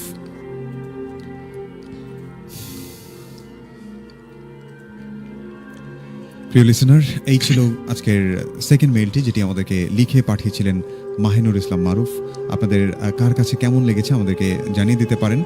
আর এই মুহূর্তে যারা আমাদেরকে দেখছেন তাদেরকে ওয়েলকাম। এবং আরও একটু বিষয় আপনাদেরকে জানিয়ে দিতে চাই যে আগামী যে এপিসোডটি হচ্ছে, আজকে আসলে 18 তারিখ, নেক্সট আমাদের যে ভূতবেলা, সেই ভূতবেলাটি হতে চলেছে 2025 সালের শেষ ভূতবেলা এবং একটি স্পেশাল এপিসোড, যেখানে আপনাদের পছন্দের যারা ইমেল প্রেরক আছেন, যাদের ইমেল আপনারা খুবই পছন্দ করেন, যেমন আমি নাম বলতে চাই বরকত ভাই এবং আরিফুল ইসলাম ভাই, সেই সাথে আরও নতুন পুরনো যেমন তানভীর প্রধান, আরও অনেক ভাই আছেন যাদের ভয়ঙ্কর কিছু ঘটনা আমরা চাইলে কিন্তু আপনাদেরকে শোনাতে পারি। তবে আমি আপনাদের সকলকেই অনুরোধ করব, যারা আমাদেরকে ঘটনা লিখে পাঠান, যে আপনারা আপনাদের জানা সবচেয়ে ভয়ঙ্কর ঘটনাটি কিন্তু আমাদেরকে লিখে পাঠিয়ে দিতে পারেন। আমি মেল অ্যাড্রেসটি জানিয়ে দিতে চাই। আমাদের মেল অ্যাড্রেসটি হচ্ছে bhoot.sharabela@gmail.com। আমি স্পেলিংটি বলছি BHOOT.SARAPELA@gmail.com। আর আপনি যদি আমাদের স্টুডিওতে আসতে চান, সেক্ষেত্রে আমাদেরকে ফোন করতে পারেন সরাসরি। আমাদের ফোন নম্বরটি হচ্ছে 01713484465। আর আরেকটি বিষয় হচ্ছে, যারা আরও একটি মাধ্যম রয়েছে, যেহেতু আমরা লাইভে আছি এই মুহূর্তে, আপনারা লাইভের কমেন্ট বক্সেও কিন্তু জানিয়ে দিতে পারেন যে নেক্সট এপিসোডে আপনি আসতে চান আমাদের স্টুডিওতে। কিন্তু আসলে আপনাদের আগ্রহের কথাটি জানান, আমরা কবে আসতে হবে সেটা আমরা আপনাদেরকে জানিয়ে দেব। তো যাই হোক, দেখতে পাচ্ছি অসংখ্য লিসেনার আমাদেরকে লিখছিলেন আপনাদের কথাবার্তাগুলো। তো আপনাদের সকলকে অনেক ভালোবাসা জানাই, যে আপনারা ভালোবাসেন বলেই প্রতি সপ্তাহে আমরা ভৌতিক কিছু ঘটনা নিয়ে আসি এবং আপনাদের সাথে পুরো 2 ঘন্টা ঠিক রাত 9টা থেকে রাত 11টা পর্যন্ত আপনাদের সাথে এই 2 ঘন্টা ভৌতিক গল্পের আসর ভূতবেলা নিয়ে আমরা এই পর্ষাটি সাজাই। তো যাই হোক, এই সপ্তাহেও আছি আমি রাতুল, এবং আমার সাথে আজকে অতিথিরা আছেন, এবং বিশেষ করে শাহাদুলকে মিস করছি। শাহাদুল কিছুটা অসুস্থ, সকলে শাহাদুলের জন্য দোয়া করবেন। আর আমরা সবকিছু ঠিকঠাক থাকলে আগামী এপিসোডে শাহাদুলকেও পাচ্ছি। তো এই মুহূর্তে আমাদের স্টুডিওতে আছেন একজন অতিথি, আমরা শুরুতেই তার নাম ঠিকানা শুনবো এবং তারপর আমরা তার ঘটনায় চলে যাব। ভাই আসসালামু আলাইকুম। ওয়ালাইকুম আসসালাম। আসসালামু আলাইকুম ভাইয়া। ওয়ালাইকুম সালাম। আপনার নাম ঠিকানা বলে আমরা ঘটনায় চলে যাব। ভাই আমার নাম মোহাম্মদ মুনাউল ইসলাম শুভ। আমার জি। বাসা গাইবান্ধা সদরের পূর্ব প্রান্তে, মানে কঞ্চিপাড়া ইউনিয়ন। কঞ্চিপাড়া ইউনিয়নে। আচ্ছা, যাই হোক ভাই, আপনাকে স্টুডিওতে অনেক অনেক ভালো লাগছে। রেডিও সারাবেলায় প্রথমবার আসলেন? হ্যাঁ, প্রথমবার, জি, জি। কিন্তু বহুবার রেডিও সারাবেলা ভূতে শুনছি আচ্ছা আচ্ছা। এরকম। তখন ওরকম বড় ফোন ছিল না, বাটন ফোনেই আচ্ছা আচ্ছা। শুনছি গল্প আর কি। জি জি জি। আপনাকে পেয়ে অনেক অনেক ভালো লাগছে ভাইয়া। আমরা ঘটনায় চলে যাব। আপনি কোন ঘটনা আমাদেরকে আজকে শোনাবেন? ভাইয়া আমার সাথে ঘটে যাওয়া ঘটনায় বলবো। আচ্ছা। আমার বয়স তখন ছিল 2-3 বছর, মানে হ্যাঁ। 2009 সালের ওই দিকের ঘটনা ছিল। ওকে। তখন আমার সাথে আমার ভাই ছিল, চাচাতো ভাই। ওর নাম ছিল মামুন। লম্বাচূড়া ছিল, কিন্তু আমার বয়সে ছোট ছিল। লম্বাচূড়া হওয়াতে আমি ওকে ভাই বলেও ডাকতাম সবসময়, মানে সবসময় ঘোরাফেরা করতাম একসঙ্গে। আচ্ছা আচ্ছা। আমার আরো একটা ভাই ছিল, হুম হুম। চাচাতো ভাই, ফুয়াদ নাম, দাদু বলে ডাকতাম সবসময়। মানে আচ্ছা। আমরা 3 জন গ্রামে মানে সবসময় মানে একসঙ্গে একসঙ্গে চলাফেরা চলাফেরা করতাম আর কি। আচ্ছা আচ্ছা। ওকে। ঘোরাফেরা সব রকম, আপনার রাতে সন্ধ্যা হওয়ার পর থেকে আড্ডাবাজি যেরকম দেওয়া ছিল, জি। এই আপনার আশেপাশে গাছের ফলমূল খাওয়া, আচ্ছা, আচ্ছা। আর ওই গ্রামের ভাষায় যেটা খোয়ার বলে, আপনার খোয়ার থেকে মুরগি হাঁস চুরি করে খাওয়া দাওয়া, আচ্ছা যে আচ্ছা। বিষয়গুলো, জি জি। মানে 3 জন স্বাভাবিকভাবেই খাওয়া দাওয়া করতাম আর কি। হ্যাঁ হ্যাঁ। মানে আজকা না হলে 2-1 দিন পর পর হতো, এরকম স্বাভাবিক। তো আমার ওই চাচাতো ভাই যাইছিল, জি। ওই একদিন আপনার হলো সন্ধ্যার সময় আছে, মানে ঘন অন্ধকার, আপনার হলো যখন হলো আপনার হলো রাত, মানে অমাবস্যার রাত বলে না, অমাবস্যার রাতের পর একদিন অন্ধকার রাতের ভিতরে আসছে, সন্ধ্যার সময় আমাকে ডাকতে আসছে। যে আমরা আগের দিন প্ল্যান করছিলাম যে আপনার হলো আমাদের বাড়ির পাশে একজনের গাছে খেজুরের রস পাওয়া যেত আর কি, আপনার বাড়ির পিছনে, মানে বাড়ির সাইডে পূর্ব প্রান্তে। তো ওই আমাকে বলছে যে আমরা কালকে ওই খেজুরের রস খাইতে যাবো 3 জনে। 3 জন যাওয়ার সময় ওই আগেই ফিক্সড হয়ে গেছিল যে আমরা 3 জন যাব। তো আমার ওই চাচাতো ভাই মামুন ছিল যে লম্বা, ওই কি আর গাছে ওটাই এক্সপার্ট ছিল, আপনার গাছে উঠতো, মানে গাছে চড়ার দক্ষতা ছিল আর কি। ওই আছে তো তো ওই আচ্ছা আমাকে ডাকে নিয়ে গেছে, আমি গেছি হ্যাঁ হ্যাঁ। অন্ধকারের ভিতরে। তো গেছি, ওই আমাকে রাখিয়া, মানে ওই গাছে চড়ার আগে যে মানে আপনার গেঞ্জি যেটা খুলে, আচ্ছা গেঞ্জি আচ্ছা। খুলে আমাকে ধরতে দিছে যে ভাই তুই এটা ধর, আমি উঠতে লাগছি। হুম, হুম। তো ওই উঠছে আপনার খেজুরের গাছে উঠছে হারিয়ে করার জন্য। তো ওই আমি আর ডাকি ডাকি ডাকি, ওই আর নামে না, অনেকক্ষণ দেরি হয়ে যাচ্ছে। আচ্ছা, মানে আপনার সামনেই খেজুর গাছে উঠেছে, হ্যাঁ। অনেকক্ষণ হয়েছে উনি নামেন একসঙ্গে। কাছ থেকে। আচ্ছা। ডাকতেছি যে নাম ভাই কই, উঠছে না। অনেকক্ষণ যাওয়ার পর, অনেকটা সময় যাওয়ার পর যখন ডাকি তখন নামেন। হুম, মানে কিরকম একটা ভয় লাগছে, আপনার হলো অন্ধকার রাত, সন্ধ্যা, মানে ওই ঈশার নামাজ পড়ি বলে না, ঈশার হ্যাঁ। নামাজের পরপরই তখন আপনার হলো ডাকতাম, তা ওই নামে না। তো অনেকক্ষণ যাওয়ার পর কেমন জানি একটা মনে হলো যে আমি আসলে কার সঙ্গে আছি, আমি আমার ওই ভাইয়ের সঙ্গে আছি নাকি অন্য কারোর সঙ্গে আছি। তো ওই যখন না নামে তখন আমি অনেকক্ষণ থাকার পর একাই বাড়ি চলে যাচ্ছি। পরে সেদিন আর রাতে ওর সাথে দেখা হয়নি স্বাভাবিকভাবে, আর ওর কাছে ওরকম কোনো কিছু ছিল না যে যোগাযোগ করবো, বাড়ির পাশেই ছিল। তো সেই দিন আর ওরকম দেখা হয়নি, আমি রাতে বাড়িতে এসে ঘুমাইছি। পরের দিন সকালবেলা আমরা 3 জন আবার যখন দিনের বেলা একসঙ্গে ঘুরতাম, তো আমি আচ্ছা, জিজ্ঞেস আচ্ছা। করলাম যে ভাই তুই কি ছিলি কালকে এরকম যে তুই আমাকে ডাকলি, তোরা প্ল্যান করলি যে যাবি ওই জায়গা। তারপরে মামুন আসলো, ফুয়াদ আসলো না, এরকম কিছু একটা বলতেছি যে আচ্ছা আচ্ছা। যে আমি তো যাইনি, সন্ধ্যার সময় বাড়িতে ছিলাম, বাড়ির অন্ধকার থেকে, সেই কারণে বাড়ি থেকে বার হওয়ার দেয়নি। আচ্ছা তো আচ্ছা। আমি বললাম যে এটা কিরকম হয়ে গেল না, যে তুই আমাকে আসলি, আমি তোর সঙ্গে গেলাম, যাওয়ার পর থেকে আসি উঠলি, তারপর থেকে আর আচ্ছা, তুই আচ্ছা। নেই। তো এরকম একটা হচ্ছে আপনার ঘটনা। আর একটা ঘটনায় সেম ঘটনায় ঘটছে। তো আরও একটা এরকম ঘটনা ঘটছে। তারপর আমি আমার দাদিকে জিজ্ঞেস করছি যে দাদি এরকম এরকম দু একদিন পর পরই এরকম ঘটনা হয়। তো দাদি আমার বলতেছি যে এটা হওয়া স্বাভাবিক, কারণ তো দাদু কবিরাজ তুই এটা ভালোভাবেও জানেন।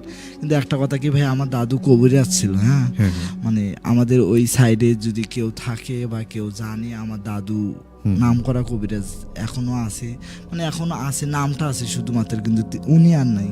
আচ্ছা আচ্ছা তো ওনাকে চিনি, এরকম অনেক মানুষই আছে। পরে আচ্ছা আচ্ছা দাদি আমাকে বলতেছে যে তুই তো দাদুর ব্যাপারে ভালোভাবে জানিস, তো দাদু কবিরাজ, তো দাদু এরকম কিছু একটা। পরে উনি বললো যে তো দাদু ব্যবসা করার ক্ষেত্রে অনেক সময় এরকম জিনিসগুলো বন্দি করে রাখছে, এগুলা ইয়া করে, তো খারাপ কখনো কিছু করবে না, এমনি সামান্য যে ঘটনাগুলো সেরকম। আমার সাথে এরকম ঘটনা একটা আরও একটা হচ্ছে, আমার জ্যাঠাতো বোন হচ্ছে, আচ্ছা। তখন আমি সেম ওই রকম এই বয়সের থেকে আপনার যখন ছোট ছিলাম, মানে আমার জ্যাঠাতো বোন হচ্ছে, তো ভোরবেলা উঠিয়ে আমি চলে গেছি জ্যাঠাতো বোনের দেখবার জন্য, মানে খুব আচ্ছা, ভোরে ঘুরে, মানে কুয়াশা শীতের দিন আর কি, পড়ছে শীত পড়ছে হালকা। তো ঘুম থেকে উঠে আমি আমার বড় মার দরজা গেছি। আমাদের দরজা মানে এই মাঝখানে একটা ঘর ছিল, তার ঘরের বাম পাশে উত্তর পাশে আমাদের ঘর ছিল, আর ডান পাশে আমাদের বড় মার ঘরটা ছিল। তো ঘুম থেকে উঠে আমি চলে গেছি যে আমি আমার বোনকে দেখতে গেছি সকালবেলা। তো আমি ওনাদের ওই দুই ঘরের মাঝখানে যে রাস্তাটা, ওই রাস্তা দিয়ে যখন শুলি যেটা বলে ভাই, আমি শুলি দিয়ে যখন রাস্তায় আপনার আঙিনায় গেছি, তো দেখি বড়মার মতো একজন বাইরে আসলো। তো আমি ডাকতেছি বড়মা, আচ্ছা যে বড়মা কই যান মোনা কই, মানে ছোট বাচ্চা যেরকম করে বলে। তো বড়মা কোনো কথা না বলে আমাদের বাড়ির মানে দক্ষিণ সাইডে ইয়া ছিল আপনার হলো কলার গাছের আচ্ছা মানে সারি ছিল, আর হলো ওই এই যে কাটা গুলা গাছ হয় না, ওই গাছগুলো হ্যান্ডা করে বলে, যে হ্যান্ডার গাছ, আচ্ছা আচ্ছা হ্যান্ডার গাছ ছিল। তো ওই সাইড দিয়ে নামে যেহেতু আমাদের বাড়ির উঠানটা অল্প একটু উঁচা ছিল, তো আমি ডাকি মানে অনেকটা যাওয়ার পর, মানে জমির মাঝখানে বাড়ি করা ছিল, তো মানে অনেকটা যাওয়ার পর যখন বড়মাকে ডাকি কোনো সাড়া দেয় না, আমি পিছিয়ে যাচ্ছি, আমি ভাবতেছি যে ওটা বড়মায় যাচ্ছে, যে সকালবেলা ঘুম থেকে উনি উঠছে, আমি ওনার পিছিয়ে যাচ্ছি। তো অনেকক্ষণে মানে অনেকটা রাস্তা যাওয়ার পর যখন আমি ওনার পিছিয়ে যাই, উনি ততটাই আমার মধ্যে দূরত্ব বাড়ে।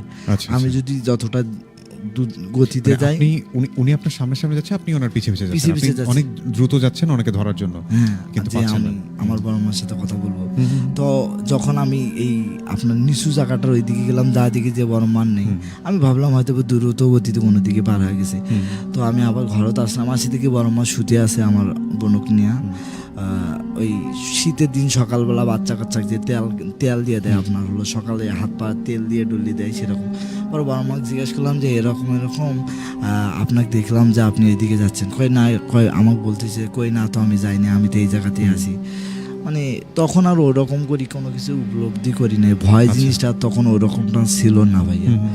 তারপরে এরকম স্বাভাবিক ঘটনা ঘটে। তো দাদি আমাকে বলতেছে যে তোর বাবা সবার সাথে এরকম ঘটনা ঘটে, তুই যেটা ভাবিস সেটা নয়, তোর কখনো ক্ষতি করবার নয়, তুই বাড়িতে থাকিস, কোনো সমস্যা হবে না। আচ্ছা আমার বাবার সাথে এরকম ঘটনা ঘটছে। আমার বাবা আপনি হয়তোবা জানবেন যে আগের মানুষ ওই বিড়ি কাজ করতো, বিড়ি ফ্যাক্টরি কাজ করতো। পূর্বাঞ্চলের মানুষ যেগুলো আমাদের কঞ্চিপাড়া ওই সাইডের মানুষ, আপনার ফলিয়ার বিল বলে যেটাকে, এখন এই যে ফলিয়া বাগানবাড়ি হয়েছে যেটা, আচ্ছা আচ্ছা ওটা মাঝখান দিয়ে একটা রাস্তা আছে। বাবারা অনেকে দল বাঁধে কাজ করতে আসতো। তো ওই আপনার হলো আমার বাবার সাথে একজনের খুব ভালো একটা সম্পর্ক ছিল, আমার এক কাকুর। ওনার বাসা ছিল, আপনি চিনবেন হয়তো বা, ওই কঞ্চিপাড়া ইউনিয়ন পরিষদের ওই জায়গায় সমিতি বাজার বলে, সমিতির বাজার, ওই জায়গার এক কাকুর সাথে আমার বাবার খুব একটা ভালো সম্পর্ক ছিল। আমার দাদি যেরকম ভাবে বলছে আমার বাবার বিবরণটা, আমি হওয়ার আগে এরকম ঘটনাটা ছিল। আচ্ছা আচ্ছা আমি ভয় পাওয়ার পর যখন দাদি এগুলো বলছি, দাদি আমাকে তখন এই গল্পটা বলছে। আচ্ছা আচ্ছা তো বলতেছে তোর বাবার সাথে এরকম তোর কাকুর সম্পর্ক, এখন ওই কাকুর সাথে আমাদের সম্পর্ক ভালো, উনি আসে, ওনার ফ্যামিলির লোক আসে। তো অনেক রাত করে যখন কাজে গেছে, তো আমাদের বাড়িটা হলো, আপনি চিনবেন মদনেপাড়ার থেকে কালীবাজার রোডে চন্দিয়া থেকে অল্প একটু ভিতরে। তো কাকু আমাদের বাড়ি ডিঙ্গে ওনাদের বাড়ি যাওয়া লাগতো, তখন আর রাস্তাঘাট ওরকম স্বাভাবিকভাবে ভালো ছিল না, মাটির রাস্তা ছিল। তো কাকু আর আমার বাবা গেছে ওই পাশ দিয়ে আপনার হলো ফলিয়ার মাঝখান দিয়ে বাড়ি চলে গেছে। তো অনেক রাত হওয়ার কারণে ওই কাকু আর বাড়ি যাইতে পারত, মানে বাড়ি যাওয়ার পারতেছে না। তা বলছি যে তুই আমাকে রাখি আয়, তুই পরে একা একাই আসিস। তো আমার বাবা অল্প একটু সাহসী লোক ছিল, যে আচ্ছা তোকে রাখি, আমি আসতে পারবো, কোনো সমস্যা নেই। তো উনি রাখবার গেছে, স্বাভাবিকভাবে রাখবার গেছে। আমাদের বাড়ি আর সমিতি বাজারের মাঝখানে একটা রাস্তা ছিল, তবে রাস্তাটা ফাঁকা ছিল, যেটা আমার দাদিও বলছে যে ওই জায়গা লোক মানে জনবসতি নাই বললেই নাই, ছিল না, এখন জনবসতি হয়েছে। আচ্ছা আচ্ছা। তা আমার দাদি বলছে যে আমার বাবার সাথে যেটা হচ্ছে যেরকম করি সেরকম। তো বাবা রাখবার গেছে, রাখি আসছে। তো আসার সময় হাতে ওনার হেরিকেন ছিল, আপনারা হেরিকেন চিনবেন হয়তো বা। তো আমার ওই কাকুর মা দাদি যে বাবা তুমি একাই যাবা, হেরিকেনটা সঙ্গে নিয়ে যাও, ভয়ের কথা বলা যায় না, দিন ভালো না, এরকম বলছে দাদি আমাকে বললো। তো উনি হেরিকেন নিয়ে আসতেছে। তো হেরিকেন নিয়ে আসতে আপনার হলো ওই বিলের মাঝখানে শিমলার গাছ ছিল, তখন স্বাভাবিকভাবে বাড়ি ছিল না, এই জায়গাতে এখন বাড়ি হচ্ছে, এখন শোনা যায়, দেখা যায়। তো বাবা আচ্ছা ওই জায়গাতে আসে, হঠাৎ করে আপনার হলো মানে পাশ থেকে অন্ধকার সৃষ্টি হচ্ছে, আপনার বাতাস সৃষ্টি হচ্ছে। তো বাবা আমার ওই জায়গায় দাঁড়াচ্ছে। তো উনি ওনার আগে থেকে বলে দেওয়া ছিল। তো বাবা দাঁড়িয়ে নাকি ওনার লুঙ্গি ছিল, লুঙ্গির এপিট মানে নিচ পাটটা উপর পাটের নিচে, আবার উপর পাটটা নিচ পাটের নিচে, আর একটা লোহা দিছিল ওনার হাতে, যেন ভয় না পালে আর ভয় যাতে না পাই সেরকম লোহা দিছিল। তো লোহাটা ঘাড়ে ফেলাইছে, আপনার হেরিকেনটা মুখ দিয়ে ধরছে, ধরে লুঙ্গির মানে নিচ অংশটা উপরের অংশ নিচে, উপরটা নিচে তো নিয়ে আবার স্বাভাবিকভাবে হাঁটা শুরু করছে। তো বাবার নাকি যে জায়গাটা ছিল ওই জায়গাটা পুরো অন্ধকার ছিল, মানে উনি যতটুকু সামনের দিকে আগায় ওই দিকে পরিষ্কার, কিন্তু উনি যে জায়গাটার থাকে সেই জায়গাটা অন্ধকার। তো কিছুটা অংশ এরকম করে আসার পর উনি তাও মানে কোনো রকম ভয় না পায় বাড়ি পর্যন্ত চলে যাচ্ছে। তো আমার দাদু ছিল, দাদু ঘুমাইছে। তো আসে আমার দাদু কবরে ছিল তখন। তো আসে উনি কাকর না ডাকিয়া দাদুর দরজার যা ধাক্কা দিছে, যে এরকম আমি ওকে রাখতে গেছিলাম, আমাকে এরকম করে ভয় দেখাচ্ছে। তো আমার দাদু বলছে যে আচ্ছা তুই দাঁড়া, যে কি হচ্ছে আমি দেখতে লাগছি। তো আমাদের বাড়ির কাছে একটা ওই আপনার ওই সিলেটের গাছ করি কয়, যেটা ছোট ছোট পাতা, যে সিলেটের গাছ, বড় গাছ ছিল। তো বাড়ির রাস্তার ধারে পূর্ব পাশে। দাদু বলতেছে, আব্বু বলছে নাকি যে তুই দাঁড়া, ওরকম কোনো কিছু করার কিছু নেই, আমি দেখতেছি কি হচ্ছে স্বাভাবিকভাবে। তো উনি কিছু একটা করছে, মানে কিছুক্ষণের জন্য বাতাসে গাছের পাতার মানে অন্য গাছের পাতা নড়তেছিল না, কিন্তু ওই গাছের পাতা নড়তেছিল, আমার দাদি যেরকম ভাবে বললো। তো অনেকক্ষণ নড়ানির পর দাদু কথা বলতেছে এরকম যে আমার ছেলে গেছিল, এরকম করে কেউ একজন ভয় দেখাচ্ছে। তো কে ভয় দেখাচ্ছে সেটা বলো, মানে যেটা বুঝলাম দাদি বলল যে আমার দাদুর আদলে মানে বসে জিন ছিল, এখনো আছে, আমাদের বাড়ির সাইডে আছে, কিন্তু আমাদের কারো ক্ষতি করে না। আমার দাদি বলছে যে এখন বর্তমানে এই সময়টাও আমাদের কোনো ক্ষতি করে না। অনেক ভৌতিক কাহিনী ঘটে ফ্যামিলির অনেক লোকের সঙ্গে, যে শুধু আমার সঙ্গে নয়, আমার আব্বুরা 7 ভাইয়ের সাথে স্বাভাবিকভাবে কম বেশি সবার সাথে ঘটনা ঘটে, কিন্তু ওরকম যে খুব জোরালো ঘটনা তা নয়। তো দাদি বলছে যে তোমার দাদুর কাছে জিন, আমার দাদুর আদলে জিন ছিল, কদমের গাছ ছিল বাড়ির দক্ষিণ পাশে, কদম গাছটা কাটা হচ্ছে, এখন হলো গোড়াটা আছে, গোড়াটা তুললে নাকি এগুলা চলে যাবে, সেই জন্য এটা উঠায় না রাখি দিছে। তো বলতেছে যে দাদু কথা বলতেছে যে এরকম ছেলে গেছে, ভয় দেখাচ্ছে, কিসের জন্য দেখাচ্ছে সেটা শুনতেছে। তো ওনাকে হাজির করতেছে। তো উনি বললো যে আমি অত কিছু বুঝি না, আমার ছেলের ভয় দেখাচ্ছে, আমি সময় দিছি একটা, এই সময়ের মধ্যে ওকে হাজির করা চাই, ওই আসে আমার সাথে কথা বলো।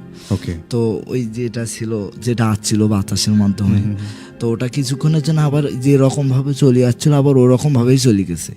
তো কিছুক্ষণ যাওয়ার পর নিস্তব্ধ ছিল।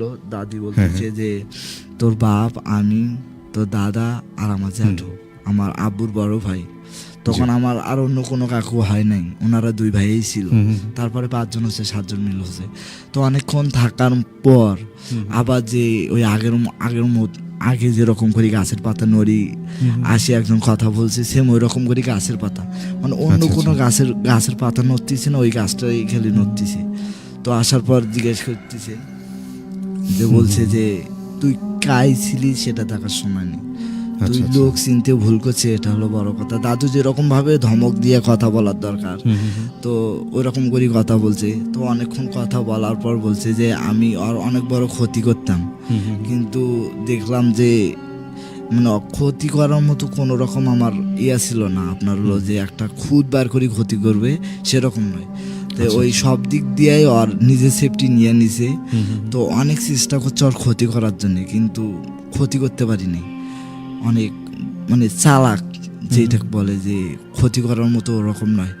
তখন দাদু বলছে যে ওটা আমার ছেলে, মানে যেরকম ধমক দিয়ে কথা বলার দরকার, অনেক কথা বলার পর ওই তাও নত স্বীকার করেনি।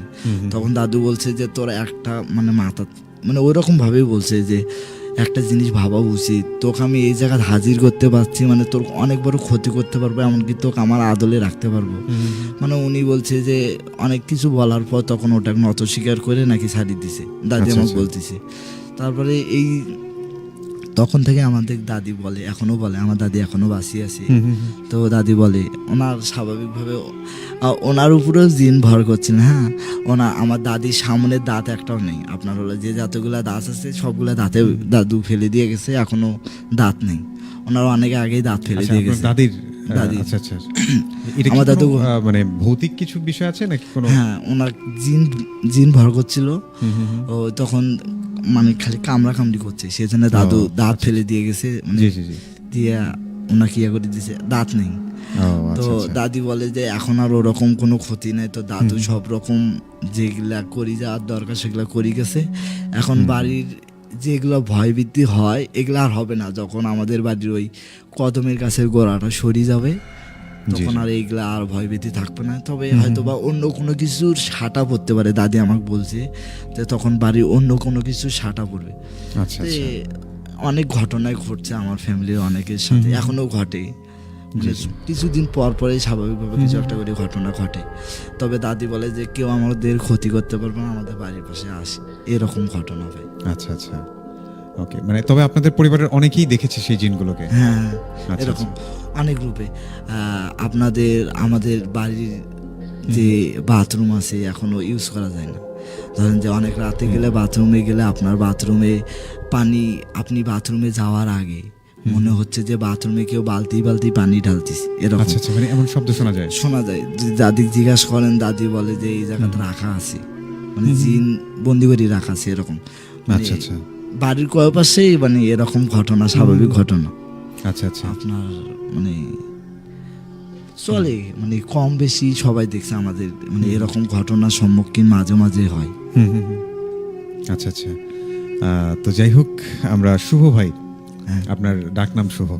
যাই হোক শুভ ভাই, আপনার এই ঘটনাটি আমার কাছে চমৎকার লেগেছে এবং খুবই ভালো লাগলো জেনে যে আপনার দাদার সাথে ঘটেছে। উনি একজন কবিরাজ ছিলেন এবং ওনার বশে কিছু জিন ছিল এবং এখনো সেগুলো আছে এবং আপনাদের পরিবারের কারো কোনো ক্ষতি করে না, কিন্তু আসলে এখনো তাদের অস্তিত্ব বোঝা যায়।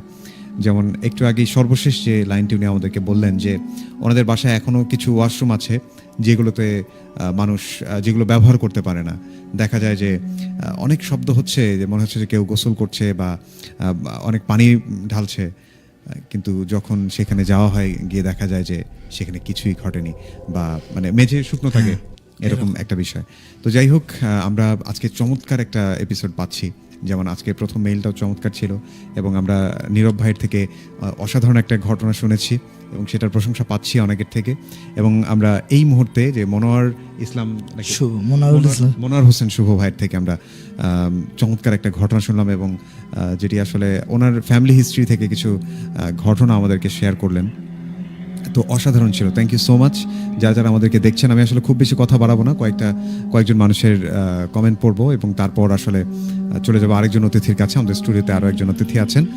লিখেছিলেন আমাদেরকে শ্রী নীরব কুমার বর্মন, লিখেছিলেন আব্দুল্লাহ মানিক ভাই, উনি ওনার মৎস্য খামার থেকে দেখছেন এবং উনি কাঁকড়া পার্টির আয়োজন করবেন আজকে। আচ্ছা আচ্ছা, সকলকে ইনভাইট করেছেন, থ্যাংক ইউ সো মাচ। আচ্ছা, লাইভ ভিডিও দেখছেন শরীফ হোসেন সীমান্ত ছিলেন আমাদের সাথে। অ্যালেক্স লাজিম উনি লিখেছিলেন যে ওনার কাছে ঘটনা আছে, উনি শেয়ার করতে চান। উনি নাকাইহাট থেকে দেখছিলেন আমাদের সাথে। সীমান্ত ছিলেন ঢাকা থেকে, প্রোগ্রাম ভালো হচ্ছে লিখেছিলেন নয়ন সরকার।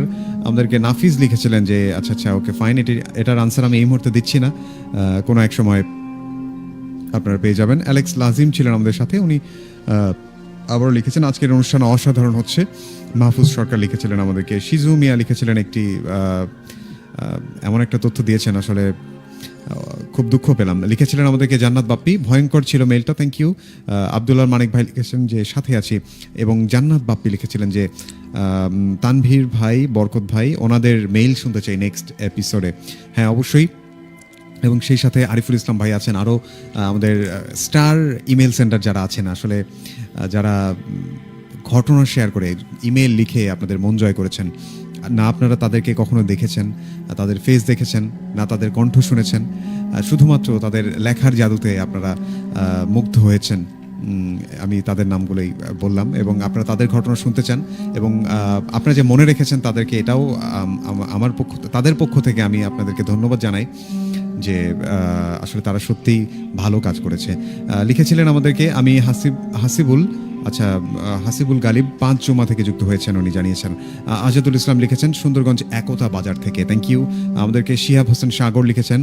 ইসমতারা খাতুন লিখেছেন ভাইয়া গত বছরের শেষের দিনটা একটু বেশি সময়, আচ্ছা আচ্ছা বছরের শেষের দিনটা একটু বেশি সময় দেওয়া যাবে কিনা, আচ্ছা আচ্ছা বছরের শেষ দিনটা, ওকে ফাইন, দেখি আমি কর্তৃপক্ষের সাথে কথা বলবো, যদিও সুযোগ নেই, তারপরও আপনারা অনুরোধ করেছেন, অনেক অনেক ধন্যবাদ। লিখেছিলেন যে রাতুল ভাই ঘুটঘুরে অন্ধকার কুয়াশাচ্ছন্ন রাত, মেঘডুমুরের বিলে এমনিতে একা থাকা যায় না, রুমের লাইট অফ করে ভৌতিক ঘটনাগুলো শোনার মজাই আলাদা। অনেক অনেক ধন্যবাদ। উনি প্রশংসা করেছেন আজকে ভূতবেলার। আমাদের সাথে 10X FF ছিলেন, খুব ভয় লাগছে, আরও ভয় পেতে চাই, লিখেছিলেন আমাদেরকে ঢোলভাঙ্গা থেকে ইসমতারা। লিখেছিলেন হাসান আলী। বরকত ভাই লিখেছেন যে ভাইয়া কেমন আছেন, আজকে প্রথম অতিথির ঘটনা শুনে পুরোপুরি ভূত এফএমের ফিল পেলাম, অসাধারণ ছিল বাচনভঙ্গি। আচ্ছা আচ্ছা, উনি লিখেছেন এ যাবৎকালের সেরা তিনি ভূতবেলার অতিথি, থ্যাংক ইউ সো মাচ বরকত ভাই আপনার এই সুন্দর মতামতটি জানার জন্য। আব্দুল আলিম লিখেছেন যে ভাইয়া মেইল করতে চাই, খুব ভয়ানক ঘটনা আছে। অবশ্যই আপনার সঙ্গে ঘটে যাওয়া সবচেয়ে ভয়ঙ্কর ঘটনাটি আমাদেরকে লিখে পাঠিয়ে দিতে পারেন আমাদের মেইল অ্যাড্রেসে। আমাদের মেইল অ্যাড্রেসটি হচ্ছে bhoot.sarabala@gmail.com। আমি স্পেলিংটি আপনাদেরকে বলে দিচ্ছি, BHOOT.SARABEEL@gmail.com। আমাদেরকে লিখেছিলেন যে মুত্তাকি হাসান লিখেছিলেন, উনি গাইবান্ধা বিএম ল্যাবরেটরিতে পড়েন এবং ওনার কাছে অনেক ঘটনা আছে, এবং উনি অনেক বছর থেকে আমাদেরকে দেখেন এমনটি জানিয়েছেন। প্রেমা ইসলাম লিখেছেন যে আরও ভয়ানক গল্প শুনতে চেয়েছেন। লিখেছিলেন আমাদেরকে সীমান্ত ইসলাম হাই, লিখেছিলেন যে শুভ ভাইয়ের ঘটনাটাও বেশ ভয়ঙ্কর ছিল এবং বেশ ভালো লাগলো, থ্যাংক ইউ সো মাচ। আসলেই আজকের ঘটনাগুলো চমৎকার চমৎকার ছিল। তো আপনাদের সাথে যদি ঘটে যায় এমন কোনো ভৌতিক ঘটনা থেকে থাকে, বা আপনি যদি চান আমাদের স্টুডিওতে এসে শেয়ার করতে, সেক্ষেত্রে আমাদেরকে ফোন করতে পারেন এই নাম্বারে 01713484465, অথবা ফেসবুকে যেহেতু আমরা লাইভে আছি, সেই লাইভের কমেন্ট বক্সে কিন্তু জানিয়ে দিতে পারেন যে আপনার কাছে ঘটনা আছে এবং আপনি স্টুডিওতে আসতে চান, তাহলে আমরা আপনাদের সাথে যোগাযোগ করব। আর আরেকটি বিষয় হচ্ছে, যারা আমাদেরকে শোনেন সবসময়, তাদের কাছে অনুরোধ থাকবে আমাদের রেডিও সারাবেলার যে ভূতবেলার ইউটিউব চ্যানেলটি রয়েছে, ভূতবেলা RS লিখে সার্চ করবেন আপনারা, তাহলে আমাদের চ্যানেলটি পেয়ে যাবেন, এবং সেখানে আমাদের ঘটনাগুলো আপলোড করা থাকে, আপনারা চাইলে সেখান থেকেও শুনতে পারেন। তো এই মুহূর্তে আমি আসলে আর কথা বাড়াতে চাই না, আমাদের স্টুডিওতে আছেন নীরব ভাই, আমরা আবারও নীরব ভাইয়ের কাছে ফিরতে চাই। ভাইয়া। রাতুল ভাই, আমি দ্বিতীয় ঘটনা শেয়ার করার জন্য চলে আসলাম। তো এখন যে ঘটনাটা শেয়ার করব সেটা আমার সাথেই আর কি ঘটে যাওয়া একটা ঘটনা। জি। তো আমার ফ্রেন্ড, আমার এলাকার একজন ফ্রেন্ড, তো আমরা যখন এইচএসসি এক্সাম শেষ করি তখন ও বলে যে আমাদের হচ্ছে শহরে বাড়িতে গিয়ে ঘুরে। তো ও বলে যে চল ঘুরে আসি। আমি বললাম যে আচ্ছা ঠিক আছে যাওয়া যায়, যেহেতু এক্সাম শেষ। তো ওর সাথে হচ্ছে আমি ঢাকায় গেছিলাম, ঢাকা মেবি সাভার। তো সাভারে গেছিলাম। সাভারে যাওয়ার পরে হচ্ছে আমার সাথে ঘটনাটা ঘটে। আমি যখন একদিন রাতে হুম। ফোন চাপছিলাম ব্যালকনিতে। আচ্ছা। তো ব্যালকনিতে ফোন চাপার পরে মানে অনেক সময় পরে যখন রাত 11টা এরকম হুম হুম। বাজে, তো 11টা বাজারে হঠাৎ দেখে যে নিচে একটা মহিলা দাঁড়িয়ে আছে। হুম হুম। তো মহিলাটা হচ্ছে কেমন যেন একটা শাড়ি হচ্ছে অগোছালোভাবে হচ্ছে কেমন যেন মানসিকভাবে অসুস্থ এরকম একটা রোগী হচ্ছে, জি। মানে এরকম ভাবে দাঁড়িয়ে আছে, মানে এক দৃষ্টিতে আমার দিকে তাকিয়ে আছে। হুম হুম। আমি ভাবলাম যে এইভাবে তাকিয়ে আছে কেন, তো আমি একটু ভয় পাইলাম। তো হ্যাঁ। আমি আমার ফ্রেন্ডকে ডাকার চেষ্টা করলাম যে হুম হুম। রাব্বি দেখতো এটাকে। হুম। তো রাব্বি তখন বললো যে আমি ঘুমাবো এখন, আমি এখন যাইতে পারবো না। হুম। তখন আমি আবার ব্যালকনিতে এসে নিচের দিকে তাকিয়েছিলাম যে দেখি সে এখনও হচ্ছে এইভাবে তাকিয়ে আছে এক দৃষ্টিতে। হুম। আমি ভয় পাই, আচ্ছা আচ্ছা। মানে এমনভাবে তাকিয়েছিল মানে আমাকে অনেক দিন হয় চেনে এরকম বা এরকম কিছু, জি। যে অনেক কাছের মানুষ এভাবে তাকিয়েছিল। আচ্ছা আচ্ছা। ভয় লাগছিল অনেক। হুম। তো সকালবেলা আমি আমার ফ্রেন্ডকে বলি, রাব্বিকে বলি যে কালকে আমি এইভাবে ফোন চাপছিলাম, হঠাৎ হচ্ছে নিচে ব্যালকনি মানে নিচে থেকে হচ্ছে একটা মহিলা আমার দিকে তাকিয়েছিল এভাবে। আচ্ছা আচ্ছা। তো ও বললো যে এটা তেমন কিছু না, এরকম ঘটে হুম হুম। হয়তো বা হুম। চাঁদের আকাশে চাঁদ ছিল, তো চাঁদ দেখছিল হয়তো বা। আচ্ছা। বললাম যে এতক্ষণ মানে চাঁদ দেখছিল কিভাবে, এটা কিভাবে সম্ভব হয়? হুম হুম। তারপর আমার কাছে কেমন যেন লাগতো, খটকা লাগতো। তারপরের দিন রাতে আচ্ছা। সেম টাইমে মানে 11:10 এরকম জানি বাজে তখন। ওকে। তো দেখি সেম টাইমে সেই মহিলাটা আবার এসে ওভাবে তাকিয়ে আছে, হুম হুম। মানে উপরের দিকে তাকিয়ে আছে। হুম হুম। মানে কালকে যেভাবে দেখছিলাম যে আমার দিকে তাকিয়ে আছে, ওকে। কিন্তু আজকে একটু হালকা উপরে তাকিয়ে আছে, মানে আকাশের দিকে তাকিয়েছে, ঠিক সেভাবে যেভাবে বলছিল যে রাব্বি যে আকাশে হয়তো বা চাঁদ দেখতেছে, আচ্ছা তো সেভাবে তাকিয়ে আছে। আর কি তখন স্বাভাবিক লাগলো যে হয়তো বা আচ্ছা। কেউ চাঁদ দেখতেছে। হুম হুম হুম। তো হঠাৎ এরকম 1 ঘন্টা যাওয়ার পরে হুম। তো 12টা এরকম 12:30 মতো বাজে,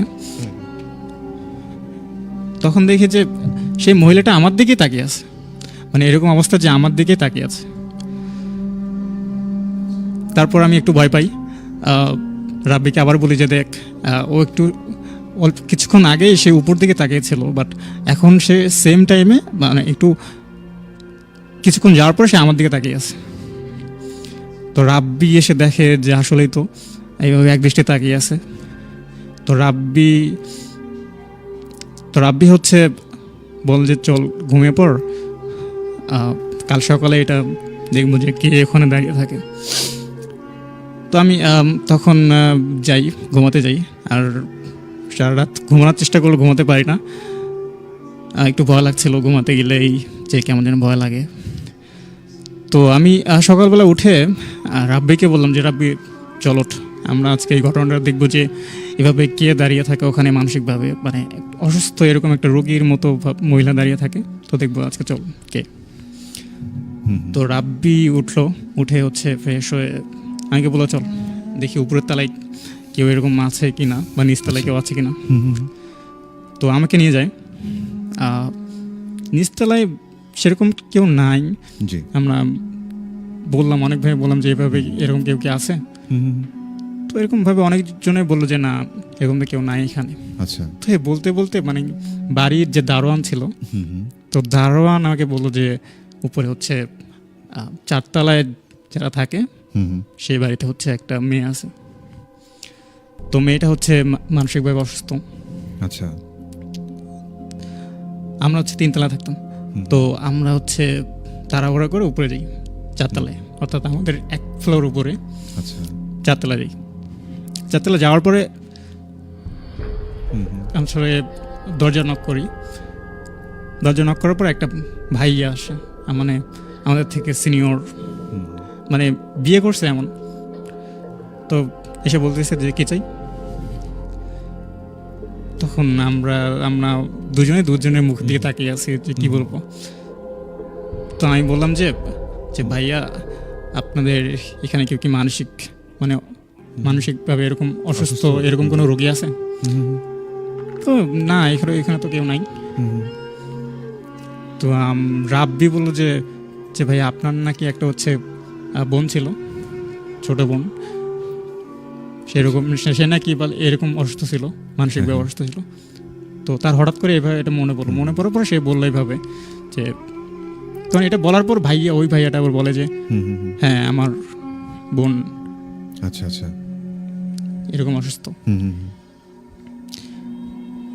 তখন আমার একটু ইন্টারেস্টটা জাগে যে ঘটনাটা কীভাবে এমন হলো এটা শোনার জন্য। তো রাব্বি বলছিল যে ভাইয়া আমাদেরকে বলেন যে এক্স্যাক্টলি আসলে কি ঘটনাটা ঘটেছিল। রাইট, আচ্ছা আচ্ছা। তো ভাইয়া আমাকে হচ্ছে ভিতরে নিয়ে বসালো, আমাদেরকে বসায় রেখে অন্য একটা রুমে গেল। আচ্ছা। তো কিছুক্ষণ পরে চা নিয়ে আসলো, চা নিয়ে এসে বললো যে ওরা আর কেউ না, আমার ছোট বোন ছিল। আচ্ছা। ওকে এখন যেরকম অবস্থা দেখতেছেন, চুলগুলো এলোমেলো বা এরকম মানসিকভাবে রুগী এরকম আমি দেখতেছেন, বাট ও হচ্ছে 1 বছর আগেও অনেক ভালো ছিল। আর আমি সবাই বলতো যে ও হচ্ছে এলাকার হচ্ছে সবথেকে বেশি সুন্দরী ছিল। তো একটা ঘটনার পরে ও এভাবে মানসিকভাবে আর কি ভেঙে পড়ে।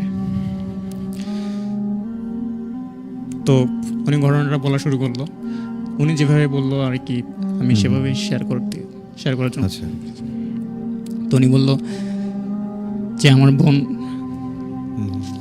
ইন্টার পাস করার পরে একটা কলেজে ভর্তি হয়েছিল। তো কলেজে ভর্তি হওয়ার সময় আমরা সবাই পরিবার থেকে সিদ্ধান্ত নিই যে আমরা হচ্ছে ওকে বিয়ে দেবো। তো বিয়ে দেওয়ার পরে হচ্ছে মানে একটা হচ্ছে ভালো পাত্র পাইছিল, তো পাত্রের সাথে বিয়ে দিয়ে দিচ্ছে। বিয়ে দেওয়ার পরে সবকিছু প্রথম ভালোই চলছিল। আচ্ছা আচ্ছা। তো হঠাৎ নাকি মানে তার বোনের সাথে একদিন হঠাৎ করে হচ্ছে তার রান্নাঘরে কি যেন একটা মানে অনেক জোরে একটা মানে ভেঙে কি যেন কাচের এরকম একটা মানে ভেঙে পড়ার শব্দ হয়, মানে অনেক জোরে, মানে কেউ মানে একদম ক্ষিপ্ত হয়ে রাগে মানে মানে নিজের ইচ্ছায় ভাঙছে এরকম কিছু। বাট সে সময় তার স্বামী ছিল না, স্বামী হচ্ছে কাজে ছিল। তো কাজ থেকে ফেরেনি এখনো। সে হচ্ছে কেমন যেন একটা ভয় লাগছিল যে এটা আসলে কি কেউ কীভাবে মারলো, আমাদের ফ্লোরে নাকি অন্য কোনো ফ্লোরে মারছে। তো সে রান্নাঘরে গেল, গিয়ে দেখার পর যে না সব কিছু ঠিকঠাকই আছে, বাট এমন শব্দ হচ্ছিল যে আমাদের মনে হয় রান্নাঘর থেকে আসছিল এরকম শব্দ। আচ্ছা। তো উনি এটা স্বাভাবিক মনে করছিল যে হয়তো উপরে কাজ চলতেছে, কোনো কিছু কাজ করতেছে হয়তো, বা এই জন্য এত শব্দটা হয়েছে। তো তারপরে উনি এটা স্বাভাবিক ভেবে তার স্বামী আসে, সে কিছু বলে না, কারণ তার স্বামী দুশ্চিন্তা করবে এরকম অবস্থা যদি হয়, তো আমার বেশি খারাপ সিচুয়েশন তৈরি হতে পারে। আচ্ছা। তো ঘুমিয়ে যায়। তো ঘুমের সময় সেই দিন রাতেই 3টার সময় বা এরকম 3টা থেকে 4টার সময় আচ্ছা তো উনি আবার শব্দটা শুনতে পায় রান্নাঘরে, এরকম মানে কেউ অনেক জোরে আগে মানে আগের মতো করে। তো শব্দ শুনে ঘুম ভাঙার পরে তার স্বামীকে ডাকে যে উঠো দেখো তো রান্নাঘরে কিছু হয়েছে নাকি। তো উনি তার স্বামীকে নিয়ে রান্নাঘরে যায়, রান্নাঘরে গিয়ে দেখে যে কোনো কিছু হয় নাই। আচ্ছা আচ্ছা। মানে একদম সবকিছু ঠিকঠাক আছে, মানে যে জায়গায় যা রাখা ছিল সবকিছু ঠিকঠাকই আছে। তো ওনার হচ্ছে স্বামী বলছিল যে এটা হয়তো বা তোমার মনের ভুল, ঘুমিয়ে পড়ো। তো মেয়েটা তো বুঝতে পারছে যে এটা মনের ভুল না, কারণ একই দিনে বারবার তো একই জিনিস হইতে পারে না। তো ঘুমিয়ে পড়ে, কিন্তু মেয়েটা ঘুমাতে পারে না। সে সকালবেলা উঠে দিনের বেলা স্বাভাবিক যাইতো, বাট সন্ধ্যা হইলে আবার সেই সেম টাইমে সেম একদম মানে ভাঙার শব্দ আওয়াজ শুনতে পাইতো। আচ্ছা। তো এটা মানে একদম অলৌকিকভাবে হচ্ছে মানে তাকে একদম দিনে দিনে হচ্ছে মানসিকভাবে একটু মানে ইয়ে করতো, অসুস্থ করে অসুস্থ তোলে বা করে দিত। বিরক্ত করে তোলে। বিরক্ত করে দিত। মানে অসুস্থতা এত বাড়তে থাকে যে মানে হুম হুম। সে হচ্ছে এমন সময় মানে একদিন এমন সময় পৌঁছায় যে তিনি নাকি খাবার খাইতে যাবে। তো খাবারে হচ্ছে যদি তরকারির সাথে বা ভাত যেটাই খাক না কেন, হুম ওই খাবারের সাথে নাকি সে চুল পাইতো, অনেকগুলো আচ্ছা, চুল আচ্ছা। পাইতো। হুম হুম।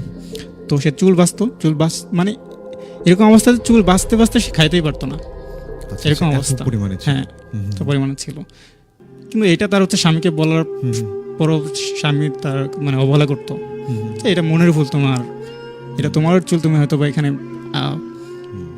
এভাবে হয়তো বা রান্না করছো, তোমার চুল পড়ছে এখানে, দু একটা পড়তেই পারে। হুম হুম। তো আমার বোন এভাবে মানসিকভাবে অসুস্থ হতে থাকে, বাট তার স্বামী কোনোভাবেই তাকে মানে সবকিছু অবহেলায় এড়িয়ে যাওয়ার চেষ্টা করছিল। জানি না কেন, এমনও না যে হচ্ছে উনি ব্যাপারটা জানতো। ব্যাপারটা জানতো। আচ্ছা এটা আস্তে আস্তে আমি শেয়ার করতেছি। আচ্ছা আচ্ছা, ওকে ওকে। হুম, আচ্ছা। তো এড়িয়ে যাওয়ার চেষ্টা করতো, মানে ওনাকে বলার চেষ্টা করতো যে হুম এটা আসলে না, হুম হুম। তুমি যেটা দেখতেছো, যেটা হইতেছে তোমার সাথে, সেটা আসলে হুম। স্বাভাবিক। তুমি হয়তো তোমার মনের ভুলে হয়তো বা এটা হুম হুম। হইতেছে। আচ্ছা But আচ্ছা, ওকে। আস্তে আস্তে যখন মানে সে ঘুমাইতে যাইতো, হুম হুম। মানে ফ্লোর দিয়ে কেউ যেন হেঁটে যাচ্ছে এরকম আওয়াজ শুনতে পাইতো। হুম হুম। আবার অনেক সময় এমন হইতো যে মানে সে যখন রুমে একা থাকতো তখন হচ্ছে গুনগুন করে কেউ মনে হয় তাকে গান শোনাচ্ছে এরকম গম্ভীরভাবে, হুম। এরকম হইতো, এরকম শব্দ ভেসে আসতো। আবার অনেক সময় অনেক ভয়ানক ভয়ানক আওয়াজ, কান্নার শব্দ সে রান্নাঘর থেকে শুনতে পাইতো।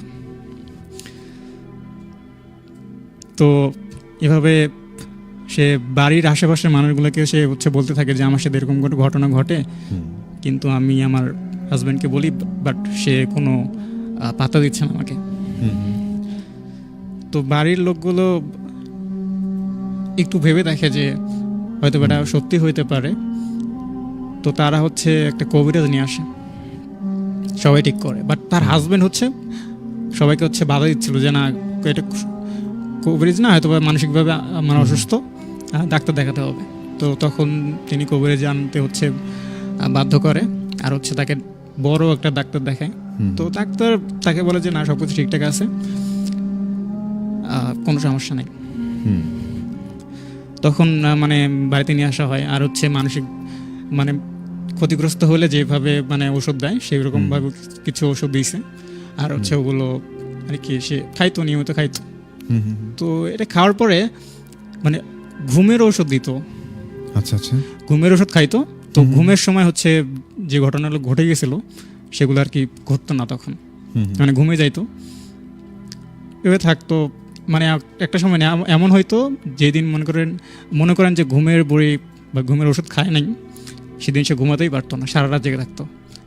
মানে এরকম হয়তো যে রুমের ভেতর কেউ হেঁটে যাচ্ছে, আবার মানে জানালা হচ্ছে মানে হুট করে খুলে যাচ্ছে, সে আবার লাগিয়ে দিচ্ছে, আচ্ছা, খুলে আচ্ছা। যাচ্ছে, এরকম অবস্থা হইতো।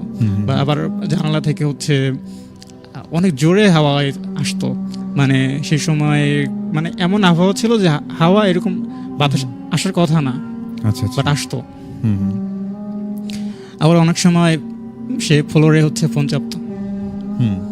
এভাবে ঘুম আসতো না, সে ফ্লোরে গিয়ে হচ্ছে মানে ব্যালকনিতে অথবা যে কোনো আচ্ছা। ইয়েতে গিয়ে হচ্ছে ফোন চাপতো।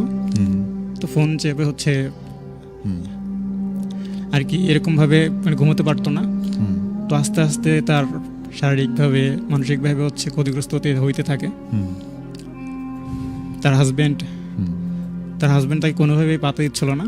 তো এই কথাটা হচ্ছে তার হচ্ছে বাড়ির লোককে জানায়, মানে হচ্ছে বাবার বাড়ির লোককে জানায়, যে বাবার বাড়ির লোক বলতে তার একমাত্র ভাই ছিল। আচ্ছা আচ্ছা। তার ভাইকে বলছিল যে আমি হুম হুম। এইভাবে থাকতে পারতেছি না, হুম হুম। আর ঘুম হয় না, এরকমভাবে মানে কান্না করে বলতো আর কি, আচ্ছা আচ্ছা। বলছিল। তো তোর ভাই একটা কবিরাজ নিয়ে আসছিল, হুম হুম একটা বড় কবিরাজ নিয়ে আসছিল, যে আর কি এটা ভাবে একবারে যেন এটা থেকে সারিয়ে তুলতে পারে। হুম হুম তো কবিরাজটা আসার পরে তার বাড়িতে ঢোকার সময়ে, হুম মানে ঢোকার ঠিক আগ মুহূর্তে হুম যে বলে যে এই বাড়িতে এক ভয়ানক জিন অবস্থান করে আছে। আচ্ছা আচ্ছা, এটা কোনো সাধারণ, মাত্রই বলেন। হ্যাঁ পৌঁছানোর মাত্রই বলে হুম হুম যে এটা কোনো সাধারণ জিন না। হুম হুম তো এটা জিন ছাড়ানোর জন্য অনেক সময় পার করতে হবে, বা চিকিৎসা করতে করতে আমি জানি না কতদূর পর্যন্ত আমি আপনাদেরকে সাহায্য করতে পারবো, বাট আমি চেষ্টা করব আপনার বোনকে এভাবে স্বাভাবিক জীবনযাপন হুম আর কি ফিরিয়ে দেওয়ার জন্য। তো উনি চিকিৎসা চালিয়ে যায়। তো চিকিৎসা চালানোর জন্য উনি হচ্ছে প্রথম দিনেই হচ্ছে একটা জিনকে হচ্ছে ইয়ে করে ডাকে যেভাবে হচ্ছে কবিরাজরা ডাকে, সেভাবে হচ্ছে একটা জিনকে ডাকছিল। তো ডাকার পরে জিন যেগুলো বলে ওগুলো শোনার পরে হচ্ছে সবাই অবাক হয়ে যায়। হুম হুম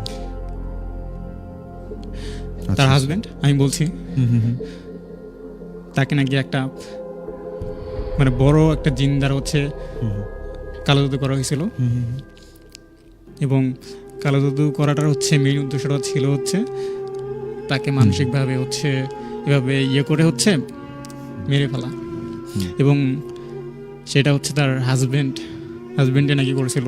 আচ্ছা আচ্ছা, তার হচ্ছে চুল নিয়ে, অর্থাৎ তার চুল খাবারের সময় সে চুল পাইতো, চুল, তারপর হচ্ছে হাতের নখ, আস্তে আস্তে হচ্ছে সে মানসিকভাবে অসুস্থ হয়। তারপর এরকম মানে আচ্ছা অনেক কিছু নিয়ে সে হচ্ছে একটা কবিরাজের কাছে গিয়ে কালো জাদু করে। আচ্ছা আচ্ছা, হুম তো কালো জাদু করার হচ্ছে মেইন উদ্দেশ্যটা ছিল হচ্ছে তার হাজবেন্ড হচ্ছে যে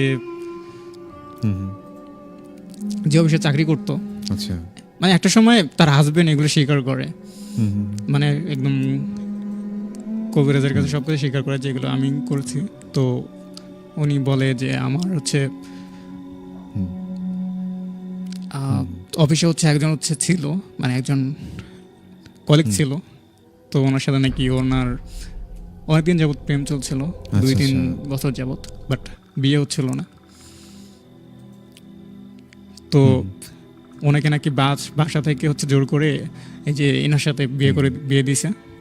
তো উনি ওটা মেনে নিতে পারছিল না। তো একটা সময় তার মেয়ে কলিগ যার সাথে প্রেম ছিল, আচ্ছা, তো উনি হচ্ছে একটা আর কি এইভাবে কালো জাদু করার একটা হচ্ছে আভাস দেয়। তো প্রথম তার হাজবেন্ড হচ্ছে না শিখে যে আমি এটা করবো না, কারণ সে আমার স্ত্রী হয়, আমি কেন এটা করবো। বাট তারপরে তার হচ্ছে কলিগ, মানে হচ্ছে সে তার সাথে খারাপ ব্যবহার করতে থাকে, যে আমি তোমার সাথে রিলেশন রাখবো না, তোমার বিয়ে হয়েছে, আমি তোমার সাথে কেন রিলেশন রাখবো। তো উনি হচ্ছে আর কি এভাবে হচ্ছে ব্ল্যাকমেল করতে থাকে। তো ইনি বাধ্য হয় কালো জাদু করতে। তো উনি কালো জাদু করছিল, করার পরে হচ্ছে মেয়েটার এমন অবস্থা যে মানসিকভাবে অনেক, বললামই তো যে অবস্থায় বাঁচা সম্ভব কিনা জানি না। তারপরে কবিরাজকে নিয়ে আসা হয়েছিল লাস্টে। সে হচ্ছে বলে যে আমি জানি না হয়তো জিনটাকে সারাতে পারছি কিনা, আমি এটা আসলে জানি না, বাট আপনাদেরকে একটা কাজ করতে হবে, আপনাদের হচ্ছে আমার থেকে, মানে আমি যার থেকে কাজ শিখছি, আমার গ্রুপ, তো ওনার কাছে যাইতে হবে। আচ্ছা আচ্ছা, তো উনি হচ্ছে একটা অ্যাড্রেস লিখে দেয়। তো অ্যাড্রেসটা নিয়ে ওনার ভাই এবং তার বোনকে হচ্ছে সাথে নিয়ে যাওয়ার জন্য যাইতে বলছিল। ওকে, তো ওনারা হচ্ছে যাওয়ার পরে ওনার গুরুর কাছে, মানে বড় কবিরাজ, তো ওনার কাছে যাওয়ার পরে হচ্ছে উনি হচ্ছে মানে টাকা চাইছিল। টাকা বলতে আচ্ছা আচ্ছা, টাকা বলতে মানে ওই যে একটা হচ্ছে গরু নাকি কোরবানি দিতে হবে, যে গরু হচ্ছে কোনো পল, মানে গ্রাম্য ভাষায় বলতে হয় যে কোনো পল বা এরকম কোনো খড়কুটো খায় নাই, শুধু হচ্ছে ভাত খেয়ে হচ্ছে এরকম হয়েছে, আচ্ছা আচ্ছা। ভাত খেয়ে হচ্ছে বড় হয়েছে হুম হুম। 1 বছর এরকম গরুর আচ্ছা, বয়স, মানে এমন একটা গরু যে কখনো খড় খায়নি, শুধুমাত্র ভাত খেয়ে বড় ভাত হয়েছে। খেয়ে বড় হয়েছে। আচ্ছা আচ্ছা। তো এমন একটা গরু আনতে হবে, আর হচ্ছে এমন একটা খাসি আনতে হবে হুম হুম। যে খাসি হচ্ছে কখনো যে এরকম খড় খায় না। আচ্ছা আচ্ছা, খড়কুটো বা ঘাস শুধু- খায়নি এরকম, ঘাস পাতা। জি জি। ওকে। তো এমন গরু ওনার ভাই কখনোই এখন মানে হাজির করতে পারেনি, হুম হুম। এমন কোনো গরু নেই। হুম তো এরকম 2-3 মাস যায়, হুম। 4-5 মাস যায়, বাট এরকম ওইরকম গরু বা এরকম খাসি কোনো সে ম্যানেজ করতে পারে না, হুম এবং সে ম্যানেজ করতে পারেনি। হুম হুম। সে কান্না করে বলতে থাকে হুম যে আমার এই দুনিয়াতে কেউ নাই, হুম হুম। জাস্ট আমার একটা মাত্র বোন, হুম। আমার ফ্যামিলির, তাকে এইভাবে একটা ভালো ঘরে বিয়ে দিলাম। সে তার বিয়ের আগে জীবনযাপন অনেক স্বাভাবিক ছিল, অনেক হ্যাপি ছিল, তার এত সুন্দর একটা চেহারা বিকৃতি হয়ে গেছে, হুম হুম হুম। সে পাগলির মতো হচ্ছে ঘোরাঘোরা করতেছে। আচ্ছা আচ্ছা, দুঃখজনক। তিনি বললেন যে আমি এখনো, কান্না করে করে বলতে থাকলেন যে হুম হুম। আমি এখনো সেই গরু আর হচ্ছে খাসি ম্যানেজ মানে করতে পারিনি, সন্ধান করতে সন্ধান পাননি। করতে পারিনি। জি। আচ্ছা আচ্ছা। তো উনি আসলে এভাবে বলতে থাকে, হুম হুম হুম। আর বলার পরে বললো যে হুম। কখনো এরকম কালো জাদু করবা না। হুম। আমাদেরকে উপদেশ দিল যে এগুলো অনেক খারাপ জিনিস, এগুলো করে কি মজা পাওয়া যায়, শান্তি মতো জীবনযাপন করা যায় না। হুম হুম। তো ওনারা আমাকে এই উপদেশ দিয়ে বললেন যে রান্না চড়াইছি, রান্না হলে খেয়ে যান। আমি যে না ভাইয়া ঠিক আছে, আচ্ছা আচ্ছা। আন্টি ডাকবে আবার আমাদের, তো আন্টি আবার মন খারাপ করবে, কারণ তার বাড়িতে এসে সে অন্য অন্য বাড়িতে গিয়ে খাবার খাবে, কেমন না? জি জি। তো আমি ওখান থেকে আসার পরে, তো বাড়িতে আসার পরে এরকম 2-1 মাসের মতো হবে, বাড়িতে আসার পরে তো হঠাৎ হচ্ছে আমার এমনিতে তো কথা হইতো আমার ফ্রেন্ডের সাথে, তো হঠাৎ একদিন ফোন দিয়ে বলতেছে যে যে হচ্ছে মহিলাটা হচ্ছে তোর দিকে তাকিয়েছিল না, সে হচ্ছে মানে সে হচ্ছে এরকম করতো, মানে তাকিয়েছিল যে তার মানে তার মতো করে যেন আমি যেন ফোন এরকম চাপছে কিনা, এরকম হয়তো বা মানে এরকম করছে কিনা সেটা সে আর কি বুঝতে পারতো আর কি। আমার সাথে এরকম ঘটে নাই, বাট আমি ঘুমাচ্ছিল না, এই জন্য হয়তো এই জন্য আমি ফোন চাপছি, বাট সে মানসিকভাবে অসুস্থ ছিল, বাট তার এটা খেয়াল ছিল যে মানে আমার সাথে যে ঘটনাটা ঘটছে এটা যেন আর কারোর সাথে না ঘটে, কারোর সাথে যেন না ঘটে। জি। জি জি। তো এইভাবে তাকিয়েছিল আমার সাথে, বাট সে কোনোভাবে সে বলতে পারতো না, কারণ তাকে হচ্ছে সেভাবে করে মানে বাড়ির পাশা থেকে হচ্ছে ছাড় দেওয়া হইতো না, ছাড় দেওয়া হতো না। বাট সে হচ্ছে ও জাস্ট 2টা দিন হচ্ছে দেখা পাইছিলাম, তো ওই 2টা দিন হচ্ছে তার বাসায় হচ্ছে তার ভাই ছিল না, এই জন্য সে বেরিয়ে গেছিল। জি জি জি। তো হঠাৎ হচ্ছে আমার বন্ধু রাব্বি ফোন দিয়ে বলতেছে যে সেই মেয়েটা মারা গেছে গতকাল। আচ্ছা। তো এটা শোনার পর আমার অবস্থা অনেক আর কি বলবো আমি বুঝতে পারছিলাম না, অনেকক্ষণ চুপ ছিলাম। চুপ থাকার পর ভাবলাম যে ক্ষণিকের মায়া বা ক্ষণিকের একটু মানে তৃপ্তি মেটানোর জন্য একটা মানুষের জীবন এভাবে দিতে হয়, বা জীবন এভাবে কালোজাদুর মাধ্যমে মানুষকে মানে তিলে তিলে শেষ মানে করে, এরকম নিকৃষ্ট মানুষ